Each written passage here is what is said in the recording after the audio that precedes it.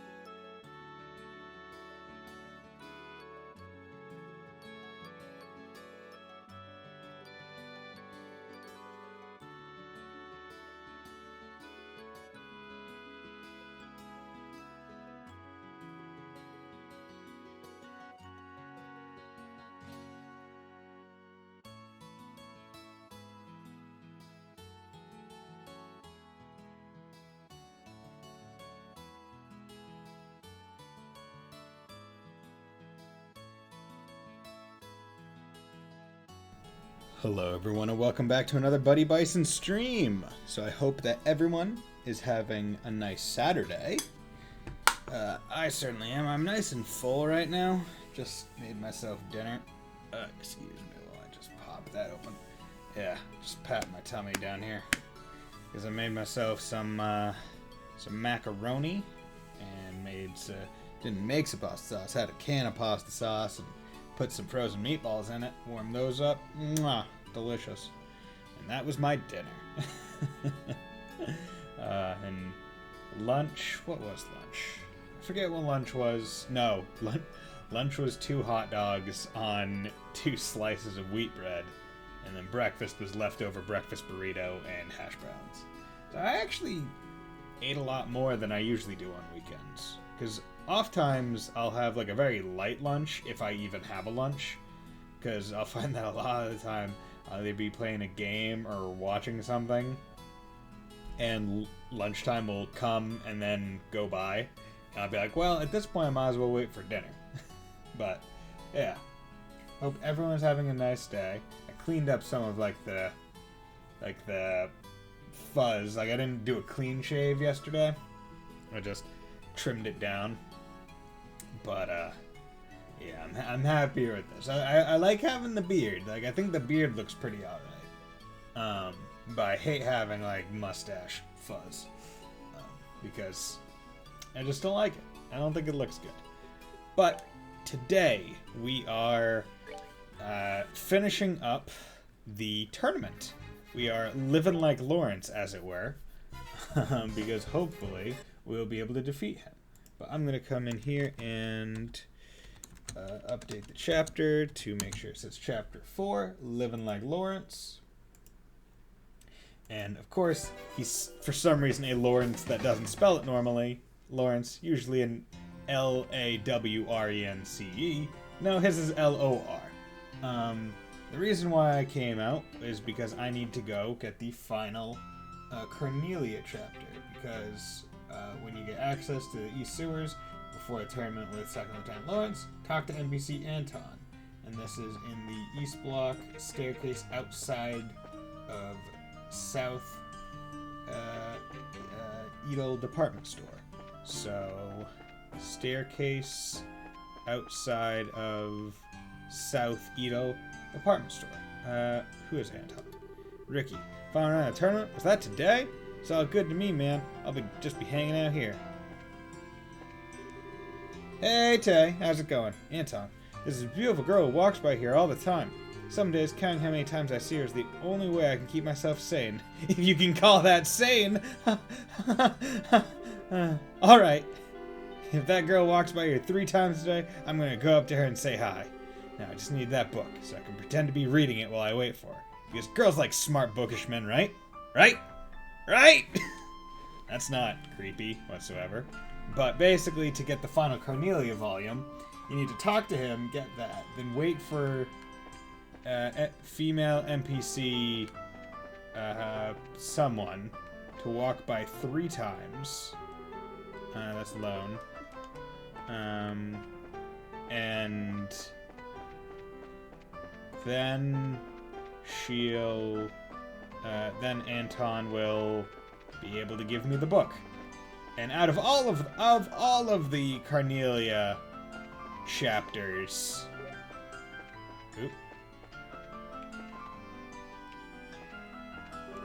Marsha. Oh, I saw that guy over there looking at me again. Oh, maybe I'll find another route to take returning from my errands. Ooh. Basically, this is the weirdest one. Just woke up from a good sleep. Nice! Okay. So I don't know what Marsha's walking path is, but I'm just gonna sit here shooting the breeze while I turbo mode it. Because, basically you wait for her to pass 3 times, and then talk to Marsha. Wait for her to pass by Anton, and then after they pass by Anton again, then you can get the book. And it's like, okay, this is unneededly complicated for the final volume. Because, like, the thing is, right, like, every other volume is just, oh, talk to a person. Why is this one like, I wonder if this one is meant to be a, like, you just randomly, like, you talk to him and then go about your business, and then, like, the cycles happen in the background, maybe? And then, after they happen in the background, it's fine. Oh, okay, so it happened. That guy over there is staring at me. I can feel his eyes on me all the time. It's just so creepy. I don't want to get anywhere near him. Oh, are you bracers? What a relief. I feel a lot safer with braces around. Okay. heart. Okay. Yes, that makes 3. I've seen her 3 times now. I feel like I need to thank someone upstairs. Thank you, goddess. Thank you too, you guys. Here, take this as a token of my appreciation. Got Carnelia, finale. Alright, time to man up and say something to her. Yeah, you're a creep, dude. Like, you need to wait for her to pass by 3 times. One, it's odd that she has a path like that where you go 3 times by the same place. But 2, really, really creepy. But we got the book. We got the book. Yeah, what happens next? That's it. So that means I have acquired and read, quote unquote, all of the Carnelia chapters, which is awesome. So I'm gonna go look and see where I trade them in this. Make sure you've already read. Trade. Details. Talk to NPC Barrel Coffee House after returning from them. Get that. There's that. Okay. Imagine not having a guide in like the 2000s for this. Oh god, yeah, that would have been terrible. Because especially because it's like the only indicator is like there was that sound that something happened, and that was it. But none of the other books are like that. But as I said, I'm gonna read the Carnelia things out loud. Just to be, just to something to do. The Imperial Chronicle. I stood there, upright in front of the revolving door, scuffing the heels of my boots against the ground. Pulling slightly on the collar of my trench coat, I dropped my chin and gazed at my partial reflection in the curved glass. Aside from my short-cropped hair, I wore a modest-looking double-breasted leather raincoat and a pair of special order, steel-reinforced boots, both of which, at first glance, appear to be the most common of common apparel. Well, I remember, it's a good read. I did the same. Yet, they were, in fact, much more than the naked eye could detect. My ordinary average appearance. It was of just as much importance today as it had been on any other day in times past. Not far off, the sound of footfalls echoed rhythmically like the steady beat of a pendulum swinging back and forth. As the throngs of those coming and going moved quickly along the cobblestone avenue, enveloped in tinged silver by the morning mist. At times, the calling voice of a street peddler disrupted the steady flow, but as soon as the hawking cry faded away, it would resume its course. Each morning that I found myself setting foot in the Imperial City, I also found my surroundings to be unchanged and stained by the same somber tone of gray. Snatching up a magazine from the underarm of a street vendor, I tossed a few mirror into the left hand poised expectantly behind his back. The Imperial Chronicle, the magazine I read so often that even the ink bleeds were familiar. Roughly flipping open its cover, I skimmed the headlines along the top of its monochrome pages. Then suddenly, my breath caught in my throat. At the very bottom of the local news page, I found those letters, that sequence of characters which I had not heard nor seen since the time of that life-changing incident. My eyes instantly gravitated to the spot, and, for a time, remained fixated. Ein Cellmate. The very meaning of those letters became lost to my senses as I stood motionless, my gaze fixed on the same line of text, until it all seemed to coalesce into a single blotch of ink. After a few seconds of blank comprehension, my vision settled, and I wrenched my eyes to the beginning of the article. As I began to read, my memories verged on a single point in my past, and then, slowly, started to run in reverse, heading for that fateful event 3 years prior, when this name was first introduced to me. It was on an afternoon all those years ago, on a day not unlike this one, where the capital was overshadowed by its typical gloomy aura. I was a little younger than now, a 22-year-old boy who stood silently in front of the boutique door as usual, double-checking his appearance before lightly treading over to Mick's Imperial factory. It was on this day that it had been arranged for me to receive a new job from Mick, the shop owner himself. Although he was a drab, middle-aged man, I, being the orbment enthusiast I was, had found myself as one of his few regular customers. I headed down a dank alleyway, and after passing through a partially rotted wooden gate, I could see the soft glow of the flickering orbital light just outside the entrance of the factory, whose structure was halfway below street level. I first began receiving jobs from Mick about the time when dissension began to occur in the society over the 100 Days' War. It It was during this period that relations between the liberal kingdom and the empire were at their worst, and the importation of ornaments had become almost non-existent. Conspiring with underground elements and planning a smuggling operation, Micht made me out to be his accomplice in crime, for the job which I had received by his hand was none other than that of the courier. Being nothing more than a commoner in my teens at the time, I met him in a juvie devoid of any connections in life besides. I naturally jumped at the opportunity without a moment's hesitation. Yet, even after relations with the Liberal had returned to some degree of normalcy, I realized I was in no mood to give up my specialty, which focused mainly on the delivery of stolen goods. The reason being, there was no job out there which could bring in the kind of mirror this one did. Shit. With an unrefined and conspicuous appearance, I had countless times before hidden items of various sorts in my hat, trousers, and made my way hither and thither between the borders of these neighboring nations, and though to my delight my wallet had become increasingly laden with a bounty of monetary rewards, I had routinely changed my alias as a precautionary measure.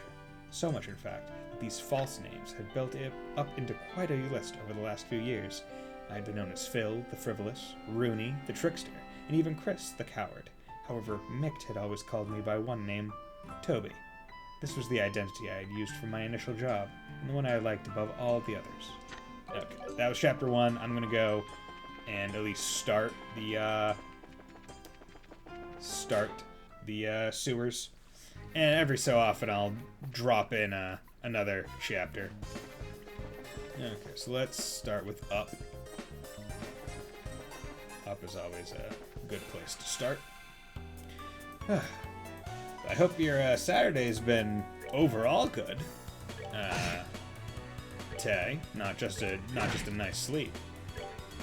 I presume it is. But a nice nap is always a good time. I think last weekend I had a really nice nap. No regrets whatsoever. But yeah, that Carnelia chapter is interesting because they're talking, from what I can understand, about blonde man with the baton.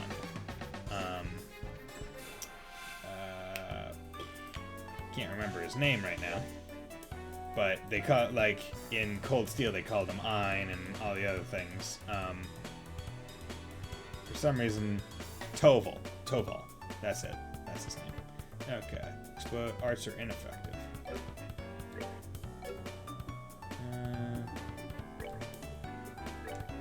Let's do that. Take that.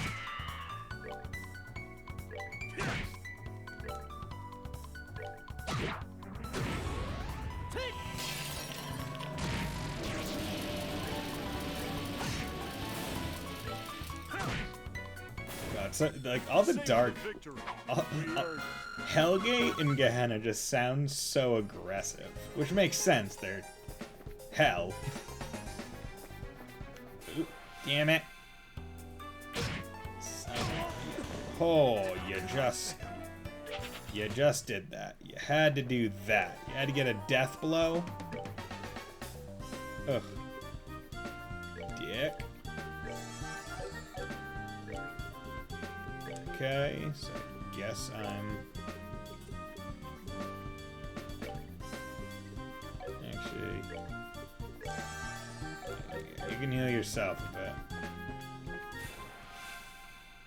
I forgot that these guys had, like... had such... Well, had an ability like that. Completely forgot.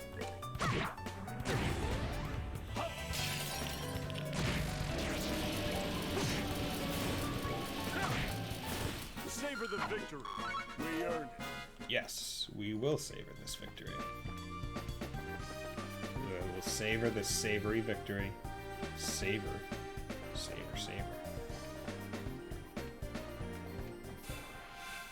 God, this sewer is...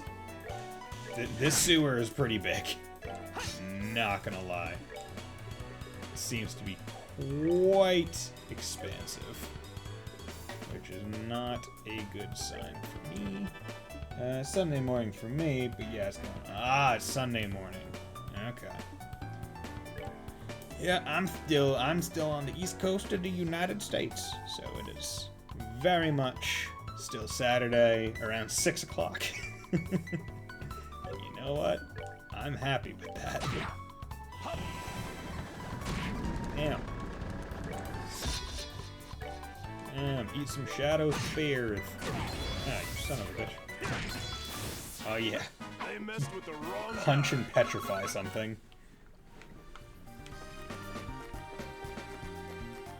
God damn this. Like, I'm just trying to access every possible. Did I already come this way?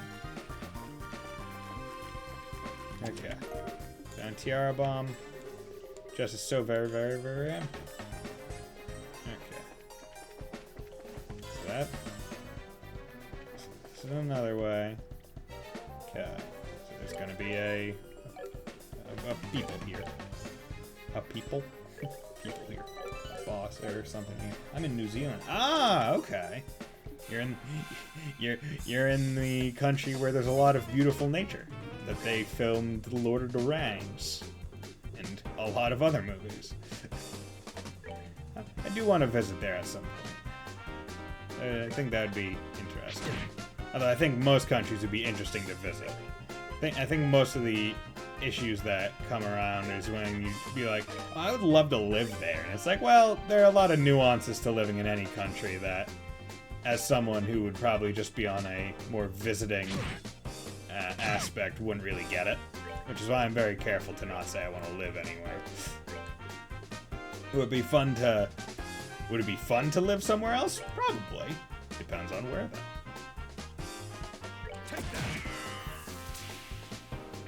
Yes, sir. It's a pretty chill place.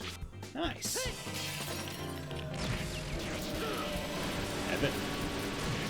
I think New Zealand would be a pretty interesting place to like visit and stuff. And I know like one country that I would hate to live in would be like Australia, just from like how shitty their internet is, and all the like, and how like strict for some reason how strict their ratings board on like video games is. Like, they're very, very like conservative.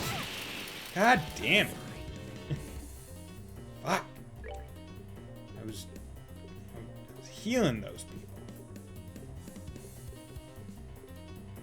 people.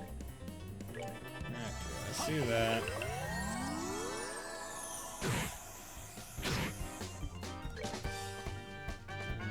Go start doing them.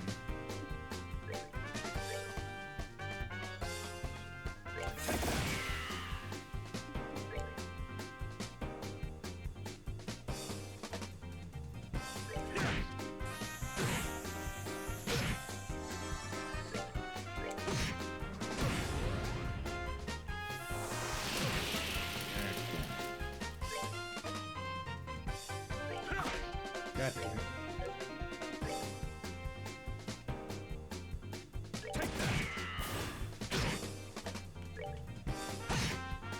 Go to hell, you son of a bitch.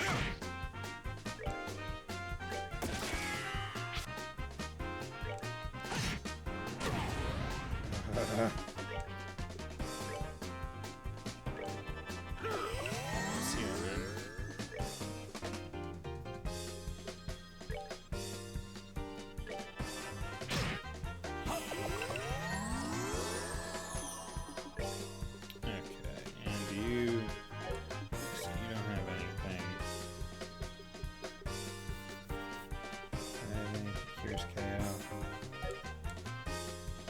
Oh, god damn it, why'd I run?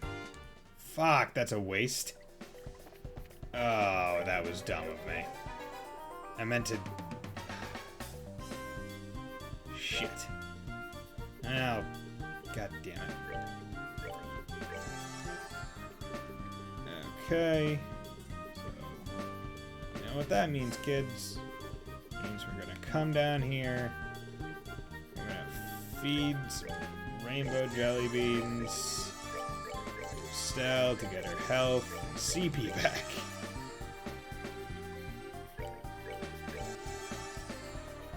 Okay. So, you know know what? We're gonna fix that problem. This original problem. Really? First attack is poison. You know what? Here's how we're gonna do this. God damn it! I wanted to. I thought it was on. Whatever. Listen.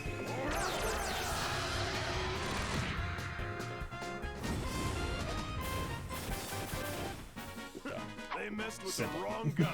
Sure, she just appreciates all the jelly beans. I mean, hey, man. After getting knocked out, man, like, oh, what happened? Jelly beans! Delicious. Found Cestus. Dude, are we in Dark Souls now? No, that's Estus. You look familiar. So I believe Cestus is, yeah, those are like fist things. Balgauntlet rivets implanted in the knuckles. Okay, you know what, after all that, I think we need to read a book. Chapter 2, The Train Station. Hello there, Toby. You've come at just the right time. Greeting me with these words, Mick shuffled slightly in his seat behind the counter. The baked confection he had been eating was ever so carefully placed atop his lap to prevent it from falling onto the floor. He smacked both of his powdered sugar-covered hands together with a clap, and a cloud of white particles puffed into the air. The smell of sweet spices and baked apple pervaded the dimly lit shop. We had an item dropped off no more than a few minutes ago, he continued. Turning in his seat, Mick reached back and snatched up something wrapped in old magazine paper from off the shelf, tossing it to me. Knowing full well I wouldn't get any sort of answer, I asked anyway. What do we have this time? Laying out my railway and airship tickets, Mick ignored my question and said, make sure this gets to the same place as always. In his slow drawl, he added, it would be in your best interest to keep your involvement to a minimum by leaving the business side of things to me and focusing solely on getting the job done, Toby. He leaned back in his chair and let out a deep sigh, the balls of his fingers kneading the bags under his eyes. Then, once again, his large hand extended down toward the unattended cake resting on his leg. Before the sweet treat could reach his watering mouth, I had already made my way out the door of his tiny shop. I don't think I've seen a self-destruct mechanic in Cold Steel. Good memories being blown up. Yeah, I don't think there are really self-destruct enemies in Cold Steel. Which is a nice thing. Although the amount of archaisms, you would think there'd be at least one, right? One Voltorb. As I walked, the waste paper bundled package bounced around inside the folds of my bag. By the feel of its shape and weight as it beat steadily against my side, I concluded that the object in my possession was probably just more swag. It didn't make me nervous not to know what it was that I was carrying, for I had done this type of job many times before, and no matter what kind of trouble I found myself wrapped up in, I had always somehow managed to come out unscathed. In truth, my experience on the job had made me tough, and I had become well versed in the art of orbital magic.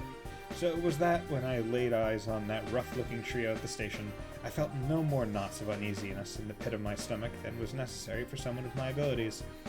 The platform for the train bound for Liberal was a bustle with passengers awaiting its eventual arrival. Seeing that the benches were so crammed full of people that they could have very well been a tin of packed sardines, I resigned myself to standing near the entrance as I patiently waited for the train to come in. Twisting my body in order to move the bag to my other shoulder, I noticed the figures of two men, heads bent together and conversing in an inaudible tone. They stood just beyond the ticket gate, right about where the horse head of the Imperial emblem lay embedded in the ground in a grand mosaic of tiles. After a short interim, another man approached and joined in the conversation. From my own perspective, this was one ragtag group I most certainly couldn't have given a passing grade to based on looks. All three were extremely well built and sported the same haircut. To put it mildly, they stuck out in the crowd like a bunch of sore thumbs. Making sure to avoid eye contact with them as they glanced in my direction, I slung my bag back onto my shoulder, never so calmly reached my hand into my pocket, and ran the tips of my fingers across the surface of my ornament. A woman's voice reverberated within the walls of the station, notifying the passengers that the train had arrived. The low rumble of an orbital engine could be felt in the distance, and after a few moments, a large vehicle was seen rolling up on the shoulder.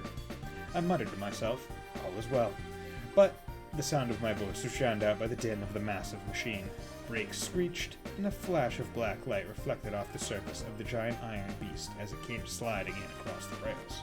The immense vibration in the air emanating from a moving locomotive at its epicenter let me know that the orbital engine had been put into full reverse in order to decelerate and bring the train to a grinding halt.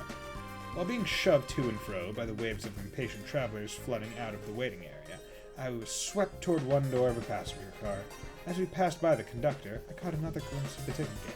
The men who were once there were now gone, and the only thing that remained was the profile of the horse made of glossy tiles, glaring back at me in a shade of deep crimson. Okay. So, Ein/Toval as a quest that he is doing.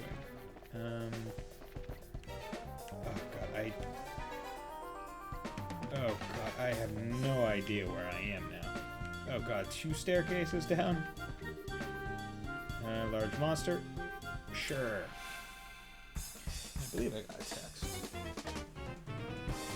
It's from FedEx. Art, what are you? Heteromorphous monster lurking in the darkness freezes foes with his cold breath. You don't like fire? Take that. There you go. You're finished. I'll take this attack up and not let the enemies get it.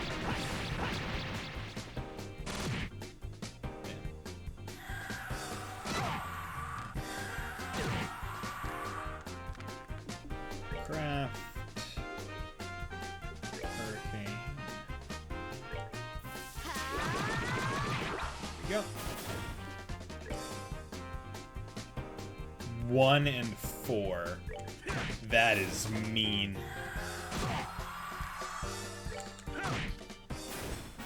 That is so mean. We earned it. Of all like the damage amounts, it's like you couldn't round up a little bit. Gave me 1 and 4. Stairmill monster in Grand Style Sewers, East Block. So that was the other optional quest. Okay, and this connects the sewers.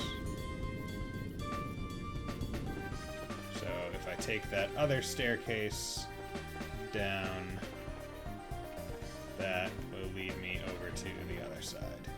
But I presume that this is supposed to be the last place I go, which is ironic, given that I somehow beelined it here without knowing. Because, hey, guess what? Fuck, I hate the long lines of people. And guess what? There's no mini-map. It's really hard to know where I am, because my sense of direction ain't great. Let's save. Open. Chest. Oh, another one of these. Yay.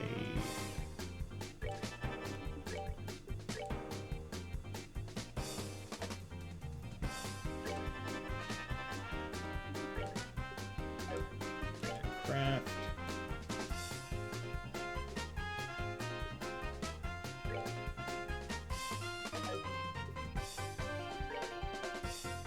Hey, over here. And get them to attack.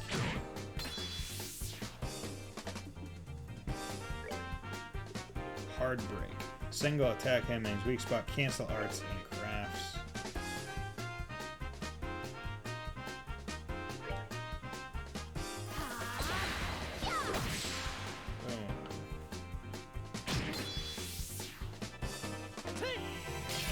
Gehenna, them, Gehenna, those 3.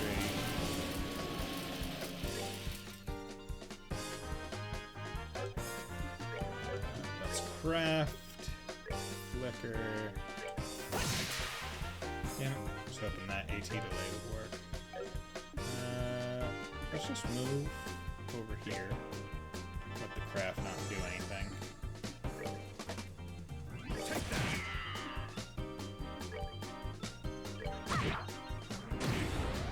Oh, yeah.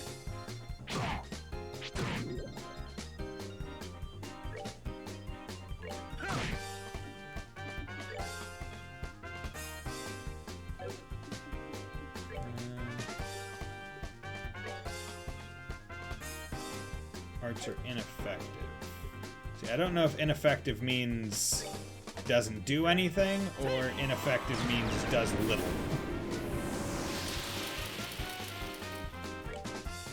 It's hard to tell. These self-destructs, man. They That's that then. Let's move give out. you so much damage. There's a bone, clear gelatin, nice. And Hawkeye. There's a note inside. It reads, haha, I knew you'd be back. These are really, like, I really do like the chest messages. Marvel gun by the Vern Corporation for sport shooting. Cool. Okay, so let's read another one. Cornelia, chapter 3. Representative of the Septine Church. The train barreled on, almost flying through the thick veil of fog. Droplets of water splattered against the window glass, extending out like transparent veins, and continued to wriggle back and forth under the pressure of the swiftly passing wind. Placing the temple of my head against the glass, I stared blankly down at the tickets in my hand and rubbed the two of them together between my fingers. I would be traveling by train to the border city, far south of its imperial cousin, and then to reach the liberal kingdom I would have to transfer to an airship. Both of my tickets were first class, but not the highest end seats available. I got so many points, so I made a purchase. Nice. Yeah, I haven't really, like, paid attention to the channel point stuff in terms of, like, cost versus reception rate. At some point I'll probably look at it a little bit more, but it doesn't really matter. But yeah, Debs! Debs! The passenger car was nearly at full capacity. For some peculiar reason, nobody had seated themselves in the space next to mine. As I mused about the empty seat, it occurred to me that Mix may have purchased the spot ahead of time, leaving it vacant on purpose. There's no doubt in my mind that he was being paid handsomely to make sure this job was done, and done well. Will you be traveling to the Liberal Kingdom, sir? Right around the time my trip on the rails had passed its halfway mark, I was met with this sudden question, and set up with a start. My eyes searched for the one who asked it. There, standing in the aisle, was a single woman with a radiant complexion, beaming down at me. She wore a coat with overlapping buckles secured slightly above her breast, and appeared to be in her mid-30s. Gingerly bending her knees and pointing her finger at the empty seat beside me, she asked, "Do you mind?" With a tilt of her head, she indicated the rear of the passenger car, where swirling smoke saturated the air, and softly muttered, "The smell from the tobacco smoke is just dreadful." Wordlessly, I nodded and dragged my bag from its place on the floor, moving it over by the window to the opposite side of my feet. The woman expressed her thanks and delicately sat herself down in the seat next to mine. For being a perfect stranger, she talked on endlessly, and I appropriately reciprocated the conversation, saying that I was on my way to the Liberal Kingdom on business as an orbment specialist. Her story was that she was on a mission of mercy for the church and had an errand to fulfill in the border city. "Just so you know, people sometimes refer to me as Sister," she went on. "Of course, it's just a nickname." She recrossed her black leather boot-clad legs and let a sort of suppressed titter from the back of her throat as she made mention of this. Sister Cornelia was her nickname. We continued on in this fashion, subjecting ourselves to a variety of idle banter, and as the time drew on, the sun overhead began to dip in its arc, crossing the celestial meridian and descending into the west. Each time the moving train cleared a grove of trees, the entire vehicle, passenger cars and all, was bathed in a warm apricot hue, flooding into the cabins, creating a majestic spectacle. I gaped at the coruscating effect, and in doing so locked eyes with Sister Cornelia right at the moment the brilliance of the sinking western light seeped into her rich brown irises, causing them to give off an exquisite rubescent sparkle. The glimpse made me wonder if the origin of her nickname was somehow related to the color of her eyes being likened unto the luster of a polished carnelian stone. The train gradually began to decelerate, and Sister Cornelia returned to her original seat in order to collect her bags. As a matter of habit, I checked my bag and ornament and found both the paper-covered package and the magical device fastened into my trousers' inner pocket by a series of chain stitches exactly where and how I'd left it. A woman's voice came over the intercom system announcing that the train would be arriving on schedule and that rainy weather was to be expected at our destination. At the conclusion of the announcements, a number of disappointed sighs could be heard coming from along the rows of seats. Raindrops pattered against the windows outside as the looming silhouette of the overcast city came into view. The station's signal lamp emitted an angular light, which was scattered with a refractive effect by the falling droplets of water. Then came a spine-chilling metallic sound, followed by the jolt of the orbital engine's reversing thrust as the locomotive at the front of the train lurched to a halt. Over the loudspeaker came another announcement asking passengers to ensure that they did not leave their baggage behind, and with that, several people stood up and crowded into the aisle. Watching a station worker in uniform as he waved a small flag amidst the falling rain, I picked up my bag and rose to my feet. I crossed paths with Sister Cornelia as I attempted to step into the aisle. When she tried to step aside and allow me room to pass, she suddenly tripped and fell forward. Grabbing onto my shoulder for support, she picked herself up and, with an embarrassed smile, let me by. I gave her a short bow in line with general etiquette practices, then head for the exit ahead of her. Following my lead, Sister Cornelia shuffled along closely behind me, so close, in fact, that I felt as if she would step on my heels. Something about it just didn't feel right. Instinctively sliding my right hand into my pocket, I searched for my ornament, but the brass feeling I had grown accustomed to was nowhere to be found. In an instant, I felt my arm being twisted behind my back by someone or something with incredible strength. The sleek sound of a blade being unsheathed, and then a warning prick of the tip at my back indicated the seriousness of the situation. "I have what you're looking for, Toby," whispered Sister Cornelia in an almost inaudible tone, her lips barely moving just behind my right ear. "Let's not try anything either, shall we? I'd hate to see your afternoon spoiled any more than it's going to be." And to show that she meant business, Sister Cornelia slightly altered the angle of her grip on my wrist, causing an explosion of agony that sent sparks flashing behind my eyes. Ooh, a nun. The battle nuns. Whatever shall we do when the battle nuns come a-knockin'?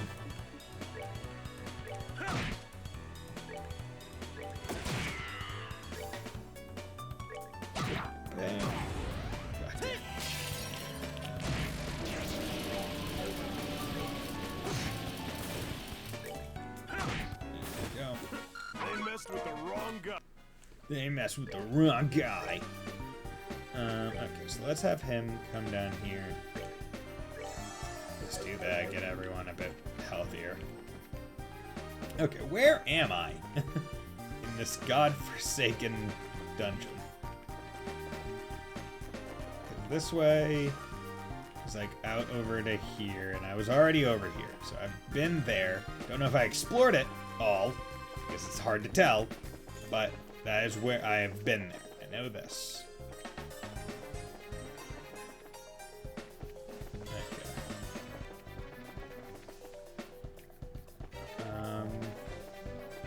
And I think I came down this way, and I took the first option available to me. So yeah. There's a lot of chests down here, so I want to make sure I get them. Okay, so we got some more of this. Craft.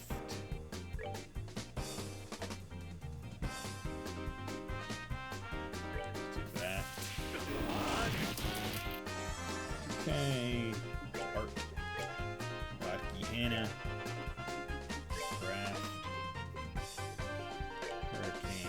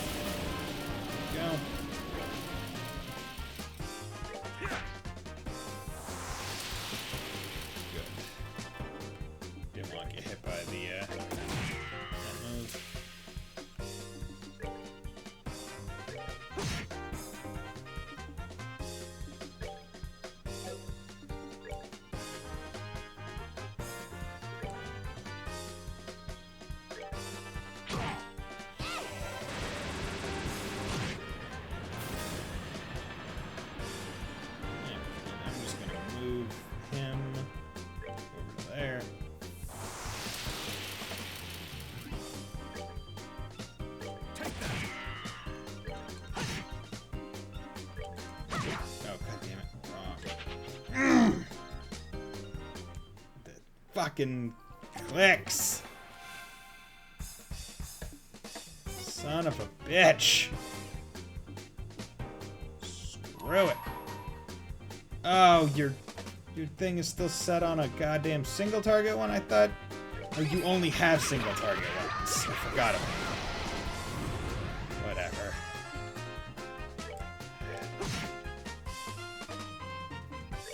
God, that you're fucking so useless in that regard. Like, really? Like, She's good. She's very good at boss fights. But, like, other than boss fights, her S-Craft is annoyingly not the best.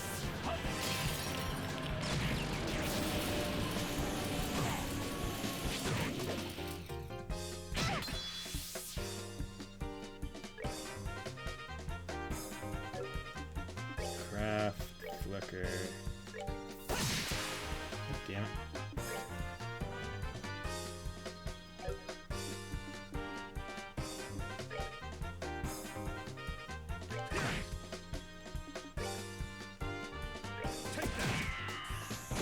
Again, move into the path of that. Craft. Vomit. Go.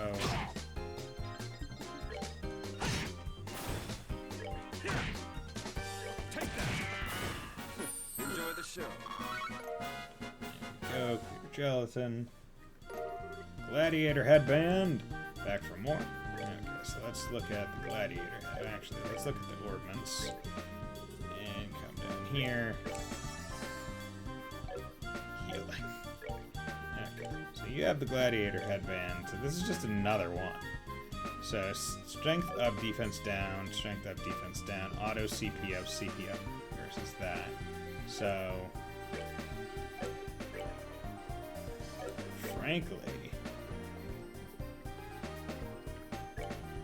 frankly, I would like him to have more CP. Because I like his moves. His moveset, very good moveset. So let's save over that. And then let's read Chapter 4, Human Fodder. Sister Cornelia spoke to me in a tender tone as she sent a wave of immense pain rushing through the whole of my right hand. I won't have any trouble with you now, will I, Toby? She asked. Far from eyes just brimming with tears, I nodded my head in consent as the salty streams of water ran down my face. Satisfied with my answer, she loosened her grip, and I felt the pain vanish as if it had all been some sort of illusion. With a wry smile, she further added, Don't get me wrong, Toby. I've been sent here to protect you by the goddess herself. This is what she said while instructing me to keep my eyes focused on what lay beyond the window glass. Yet, there was something about the way she pronounced the last syllable of my name that really rubbed me the wrong way. Little by little, the line of passengers slowly began to flow out of the train car. Prodded on by Sister Cornelia, I inched forward while keeping my gaze on the platform through the passenger car window. Down the stairs, which led to the front ticket gate, were the figures of those men from earlier this morning, the three thug-like passengers who had been loitering near the large horse-head emblem of Tile at the Imperial Station. A muffled laugh echoed from her throat as she too noticed them. Well, isn't this a warm reception party you've got going on?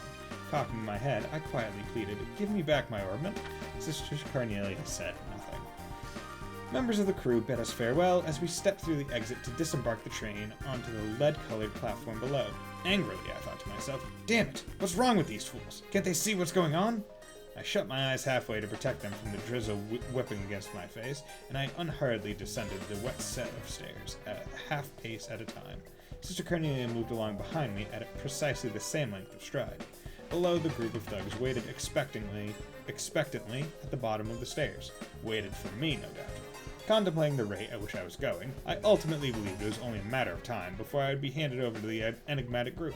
I caught sight of their soured faces as the distance between us grew smaller, and felt the heat of my left hand tightly gripping my bag grow in intensity until my palm began to sweat profusely. Hitting the midway point on the stairs, Sister Cornelia suddenly whispered into my ear, Keep your eyes on the ground, Toby. I did as I was told, and cast my gaze down upon the tips of my boots, stained to a darker shade by the rainwater. Then, right at the moment I let out my breath, I felt a deep sense of pressure just below my shoulder blades as I was forcibly shoved forward. Droplets flew from my saturated fingers and my world turned upside down as I tumbled down the stairs and slammed back first into the group of hoodlums. With a muffled crunch, I felt the painful sensation of my ribs crumple under the weight of my body, and then return to normal from their severely compressed state. Two of the seemingly military men who were hit as I toppled down the stairs, like an avalanche unleashed on a pair of young saplings, absorbed the transfer of force and were thrown into a large puddle collecting on the ground nearby. Shrieks erupted from startled passengers nearby, more shrill than the high-pitched sound of the railway brakes from a decelerating locomotive. As my world spun wildly about me, I lay there, the chill of the tiles seeping into my back. With a concerted effort, I rolled my eyes to the left, where my arm remained in an outstretched state. By some act of the goddess, I had managed to keep my tight 5-finger grip on the bag I had been carrying. In an effort to get up, I slid into a prostrate position, keeping my chin in contact with the ground. Making a low visual sweep of the vicinity as if my life depended on it, I noticed the military-like physiques of the men had vanished from view. The only figure I saw standing above me now on the platform was that of Sister Cornelia, and on her shoulder, as if she were merely hefting a sack of grain, was one of the men. Turning in the direction where the train sat in its motionless state, she lobbed the unfortunate man down onto a set of empty rail tracks below. By this time, I had risen to one knee, while keeping the other planted firmly on the ground in a half-standing position. The world in front of me was still swaying, undulating in my wavering eyesight. My head slowly rocked back and forth with it, as the double vision of Sister Cornelia's boots approached me. Then, with a strong grip, she tugged on my hand. For some strange reason or another, when she did this, I failed to notice the unpleasant feeling that her hand wrapped tightly around mine brought. "Let's go, Toby," she instructed me in an authoritative voice. Nearly dragging me, she pulled me to my feet, and before long, we were hightailing it out of there. The onlookers made quite a commotion as they moved hastily out of the way in a determined attempt not to be caught up in the middle of our flight path. The bag in my left hand swung helplessly, knocking against my thigh. After clearing the ticket gate, Sister Cornelia finally let go of my hand, but a sickening slippery sensation came with it. Looking over at her, I realized that the stomach-churning, slimy feeling in my hand had come from the bright red blood which had stained both of hers. I peered back over my shoulder in the direction of the platform as I continued to run, but the figure of those 3 men who had been waiting for me at the station were nowhere to be found. Shit! This sister just fucking murked 2 people, or murk 1 to 3 people in a train station? Treasure doesn't respond, you know? I mean, it could, and it does if you do New Game Plus. So, God damn it. Savage, right? Like, holy shit. Just coming in here, doing crazy shit like that. Because if I... actually, I can't say that. It's talking about things that I think Total references in some of his dialogue. I can't remember which game it's in. Oh, okay, good. I'd rather get a preemptive attack than a disadvantaged one. My CP, please. Enjoy the show. Yes, I did enjoy the show. Nothing here. Good. You'd have the gall to give me a door, just to tell me, or just to show me that there were treasure chests. You're mean.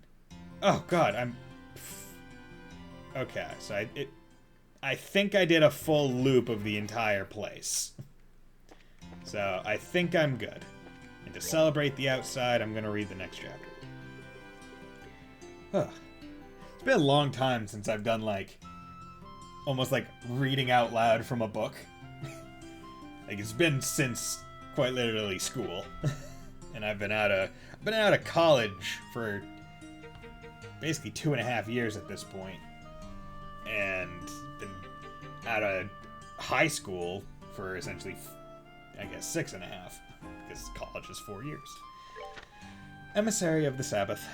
I sat staring at a partially melted lump of butter on a stack of cold pancakes.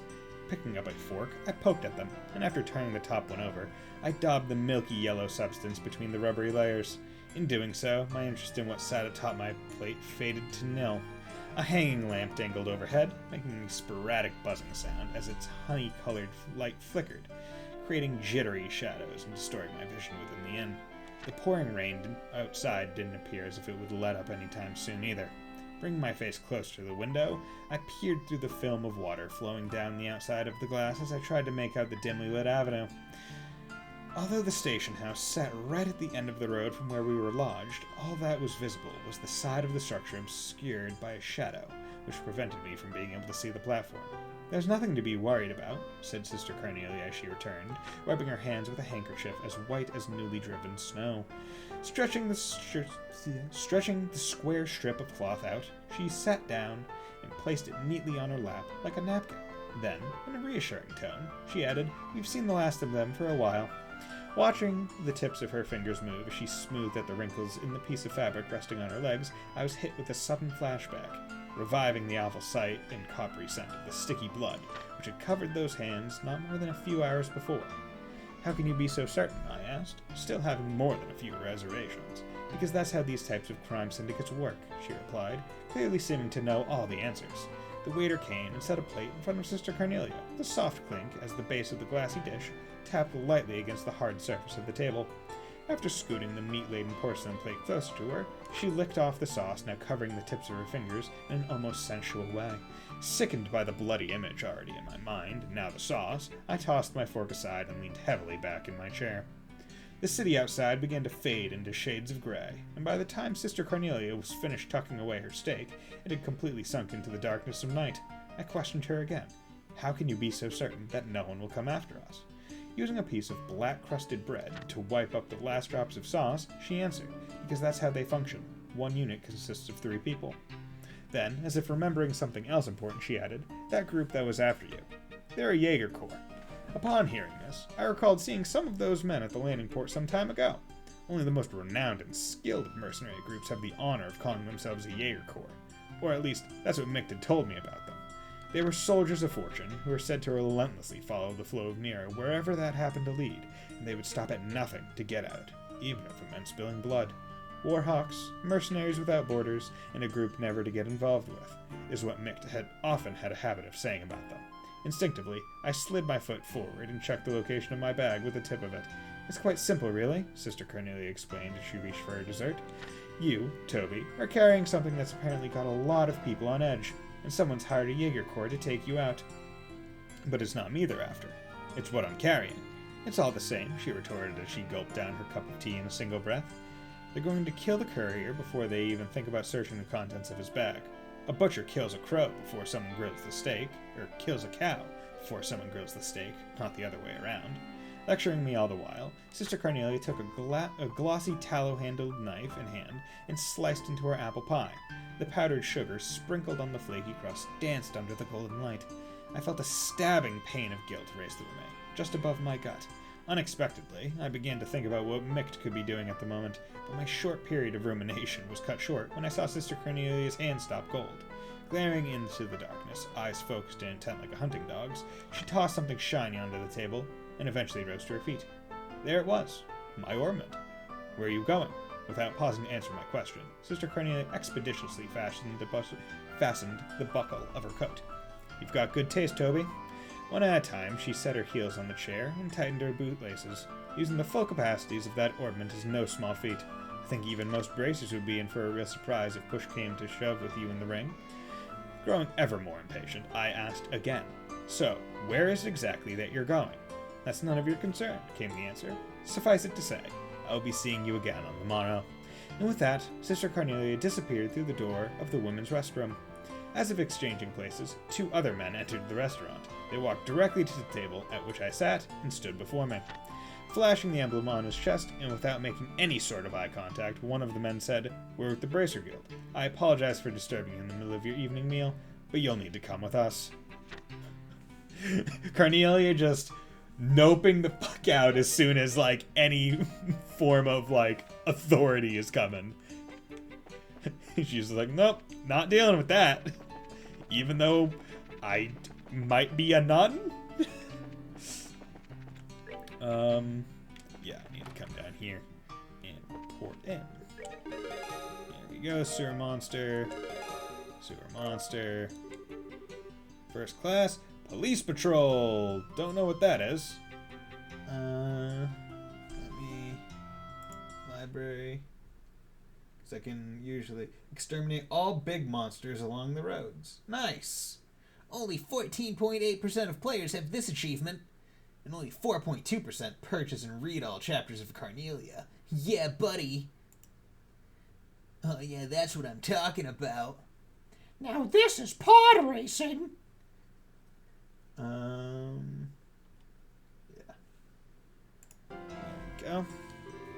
Congratulations on an assignment well done. If you finish out the posted task, please be sure to come back and let us know. Okay, so now I should only have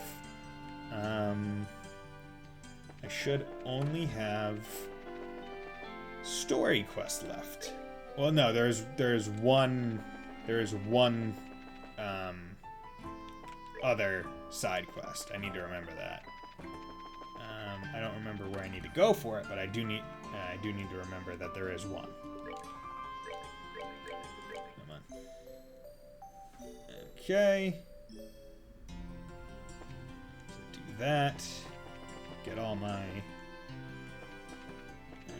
HP, EP. 80 Grand Mira. So I'll come over here. I'll buy 9 more special ice creams to get myself up to an even 60. Okay. Now let's come out over here and let us use. Actually, they're all within S-Craft, so I don't need them to be at 200. So I'm gonna leave it there. There we go. Hello. Welcome everyone to the Grand Arena. Please note that tournament participants are asked to remain within the arena's walls until the end of the day's matches. Have you made all the necessary preparations for a day of hot action? Excellent, excellent. Your waiting room is the blue team room just inside the hall on the right. Fight well. At no point were we on the red team. Looks like it's just us in here. This waiting room feels awfully big right now. Well, it actually is a pretty big room. Team sports events and circuses alike used to be held here. But that was back in a time when gladiators fighting monsters was a man's only source of entertainment. Interesting. I guess that would explain the size if there were circus animals in here. I must say, it certainly doesn't measure up to an Imperial Opera House, but even so, it's about the size of an outdoor concert venue, and that's certainly acceptable. Excuse us for being less gaudy than you Imperialists. I think we may have gotten here a little too early, though. We've still got a sizable chunk of time before the match starts. Really?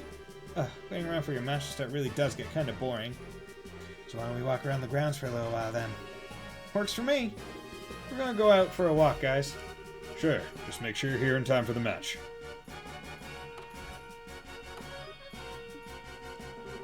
Well, what new turn of events is this? I thought for sure that you'd go with them. I just get the feeling that something's changed between the two of them. Some type of step forward. Hello, Mr. Observant. They've definitely been feeling some pressure from the matches, but today they seem a lot more relaxed.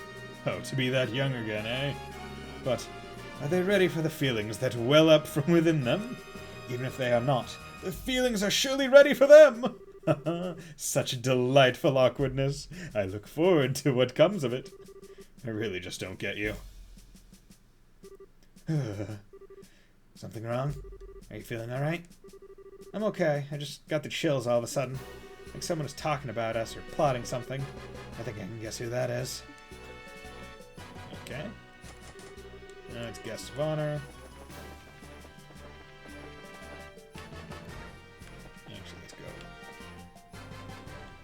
here. Hey, how's it going? It's like the blonde boy in the bracer team who looks laid back, but he's such a quick draw. Something wrong, Kurt? Huh? Oh, it's you guys. Guess it's time for the final match. Give it all you got, okay? You bet. You don't look so good there. Kurt, are you okay?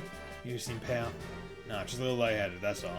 It was kind of odd. I feel sick, so why am I lightheaded? I think I'm having a flashback. Flashback? From what? Yesterday? No. From an accident I had about 3 months ago. Seems I screwed up on a job and messed myself up pretty bad. What do you mean, seems? You don't mean amnesia, do you? I do. It's kind of embarrassing and perhaps even a bit cliched, but I actually don't remember a thing about it. Or didn't, anyway. Still can't even remember what job I was doing that got me hurt in the first place. The doctors say I wasn't shocked or anything, but offer no other explanations as to what it could be. Well, what a story. But you were still okay to participate in the match even in that condition? I told you, physically there isn't a thing wrong with me. In fact, I'm feeling a lot better just talking it over with you. And in time, these flashbacks will start to take shape, and I'll remember what happened. So don't worry about me, okay? Okay, I guess, if you say so. You are starting to look a little better than you did a minute ago. Just be careful though, okay? Thanks. You guys too. Good luck out there. Interesting. Well, here to root for you today. You're representing the Bracer Guild out there, so be sure to make us proud. Hey, you guys. Listen, just relax and do what you've always done. There's no pressure.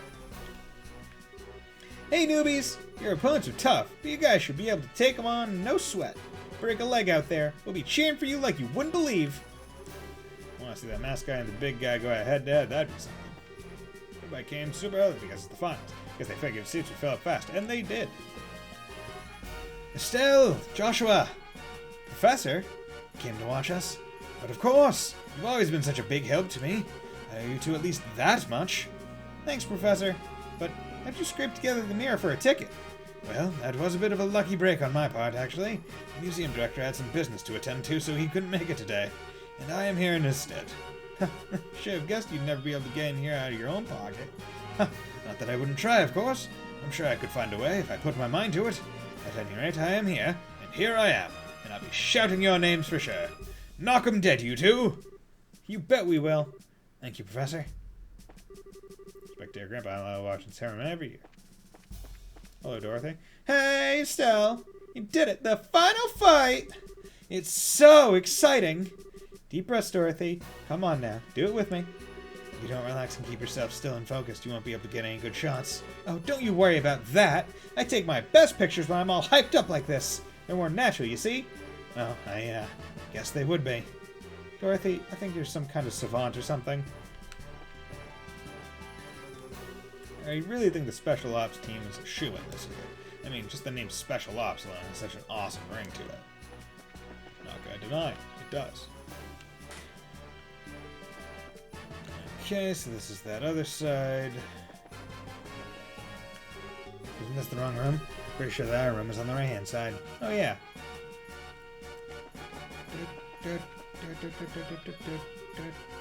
Oh! Estelle, Joshua, is that you? Old man force. Mayor Klaus? What brings you here? It's good to see you both again. Scheherazade told me that you'd gone traveling all over the kingdom. You've certainly grown up nicely in the time since we last met. Thank you very much. Well, I can't speak for myself, really. You certainly seem as chipper as ever, Mr. Mayor. It's kind of refreshing to see. Well, I won't let you young folks beat me just yet. So, I hear that you two made it all the way to the championship in this big martial arts competition. I may be a little old for such things, but I came to watch. You came all the way from Roland for that? No. Actually, I got an invitation out of the blue to a dinner party at Gransill Castle. I only arrived in Gransill this morning. Came by way of an airliner. No way. I think I get it. The invitation came from Duke Dunan, right? Oh, you know of it? I was originally planning to attend a birth ceremony for this married couple and then journey here. This lady officer approached me out of nowhere and told me that I was invited to this dinner party. One guess as to who that was. Yeah, had to be Captain Amathea. Sadly, my wife's just not much of the traveling sort, so I didn't have much choice but to come here by myself. Oh, she's not here? Pardon me, Mayor. There is a chance that we may also be attending that dinner party. Oh? Estelle and Joshua explained that the Duke had stated that the winner of the competition would receive a formal invitation to the party. Oh, I see. Well, that explains it. It hardly seems appropriate to call for a dinner party when Her Majesty is taken ill. But if you two will be there, I might not feel so awkward. So that just means you'll have to try that much harder to win. You bet. We'll try our best to meet your expectations. I think I'm going to find myself a seat then. Best of luck to the both of you. So why aren't you going no, the stairs are the stairs. I was thinking of the places behind the ladies. I can't believe he's going to be at the dinner party too. Think Mayor Maybell will be there as well? Seems likely. There'll probably be a lot of influential people in attendance. Oh well. We just need to focus on winning our match, and then we'll see everyone there. Sounds good. Speaking of which, it's almost time. Let's return to the waiting room. Okay. Okay, let's save. And also, let's read another chapter of book. Okay. Ascertaining the inner workings. My orbment, empty bag, and package wrapped in old magazine paper were laid out neatly on the table in front of me. The bracer sitting opposite me gazed alternately at my face and the items on the table as if trying to gauge my reaction to them. Constantly rubbing his chin between his fingers, it appeared to me as though he were making an effort to display his right hand, snugly fit within a leather gauntlet. I had been led to the second floor of the lodge by the two men, and then, after they had painstakingly checked the layout of the floor, I was taken to the farthest room from the stairs. It occurred to me that the reason for the use of the makeshift space was due to there being no guild branch nearby. The first man to sit in front of me was the lanky one. He told me his name, but I soon forgot which one was Clayton and which one was Pavel. About the time I finished being frisked, the bracer wearing the gauntlets, Clayton or Pavel, whoever it was, returned and whispered something in his partner's ear. It seemed as though they were trying to locate Sister Cornelia, but having no luck. After much probing on the subject of her and the Jaeger Corps, and after relating everything I had heard from her on the train, after relating everything, I turned the conversation around and, playing the role of the victim, inquired into her past history. Though, strictly speaking, I guess I was, in fact, a victim. Her name is Selnate. Ein Selnate. Read aloud the lanky bracer from a pocketbook he held just below eye level. Originally a constituent member of a Jaeger Corps, her present affiliation and activities are unknown. Okay, so a Jaeger dressing up as a nun. Tight. In short, added his partner pompously, she's not the type of person any upstanding citizen should be getting involved with. He reached out his gauntlet-clad hand and picked up the object bundled with scrap paper. Checking my reaction all the while, he unwrapped the paper, laying it out flat in the center of the table. Its contents turned out to be a lump of metal ingrained with a sort of clay-like substance. I blurted out, I was on my way to a research institute with the item when everything happened, and then threw in the address of some non-existent client for good measure.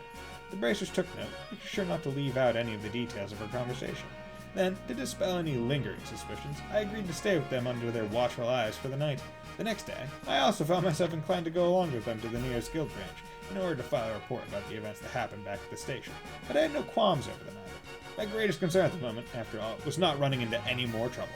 I awoke as the sun came up over the horizon and day broke. With the advent of a peaceful morning, I sat up in bed and breathed a sigh of relief. The bracers who had stood guard the previous night were no longer present in the room, but the sound of their voices could be heard echoing out in the hallway beyond the closed door. Slipping my arms through the sleeves of my jacket, I felt a sharp pain in my right elbow, which brought back vivid memories of the woman from the day before.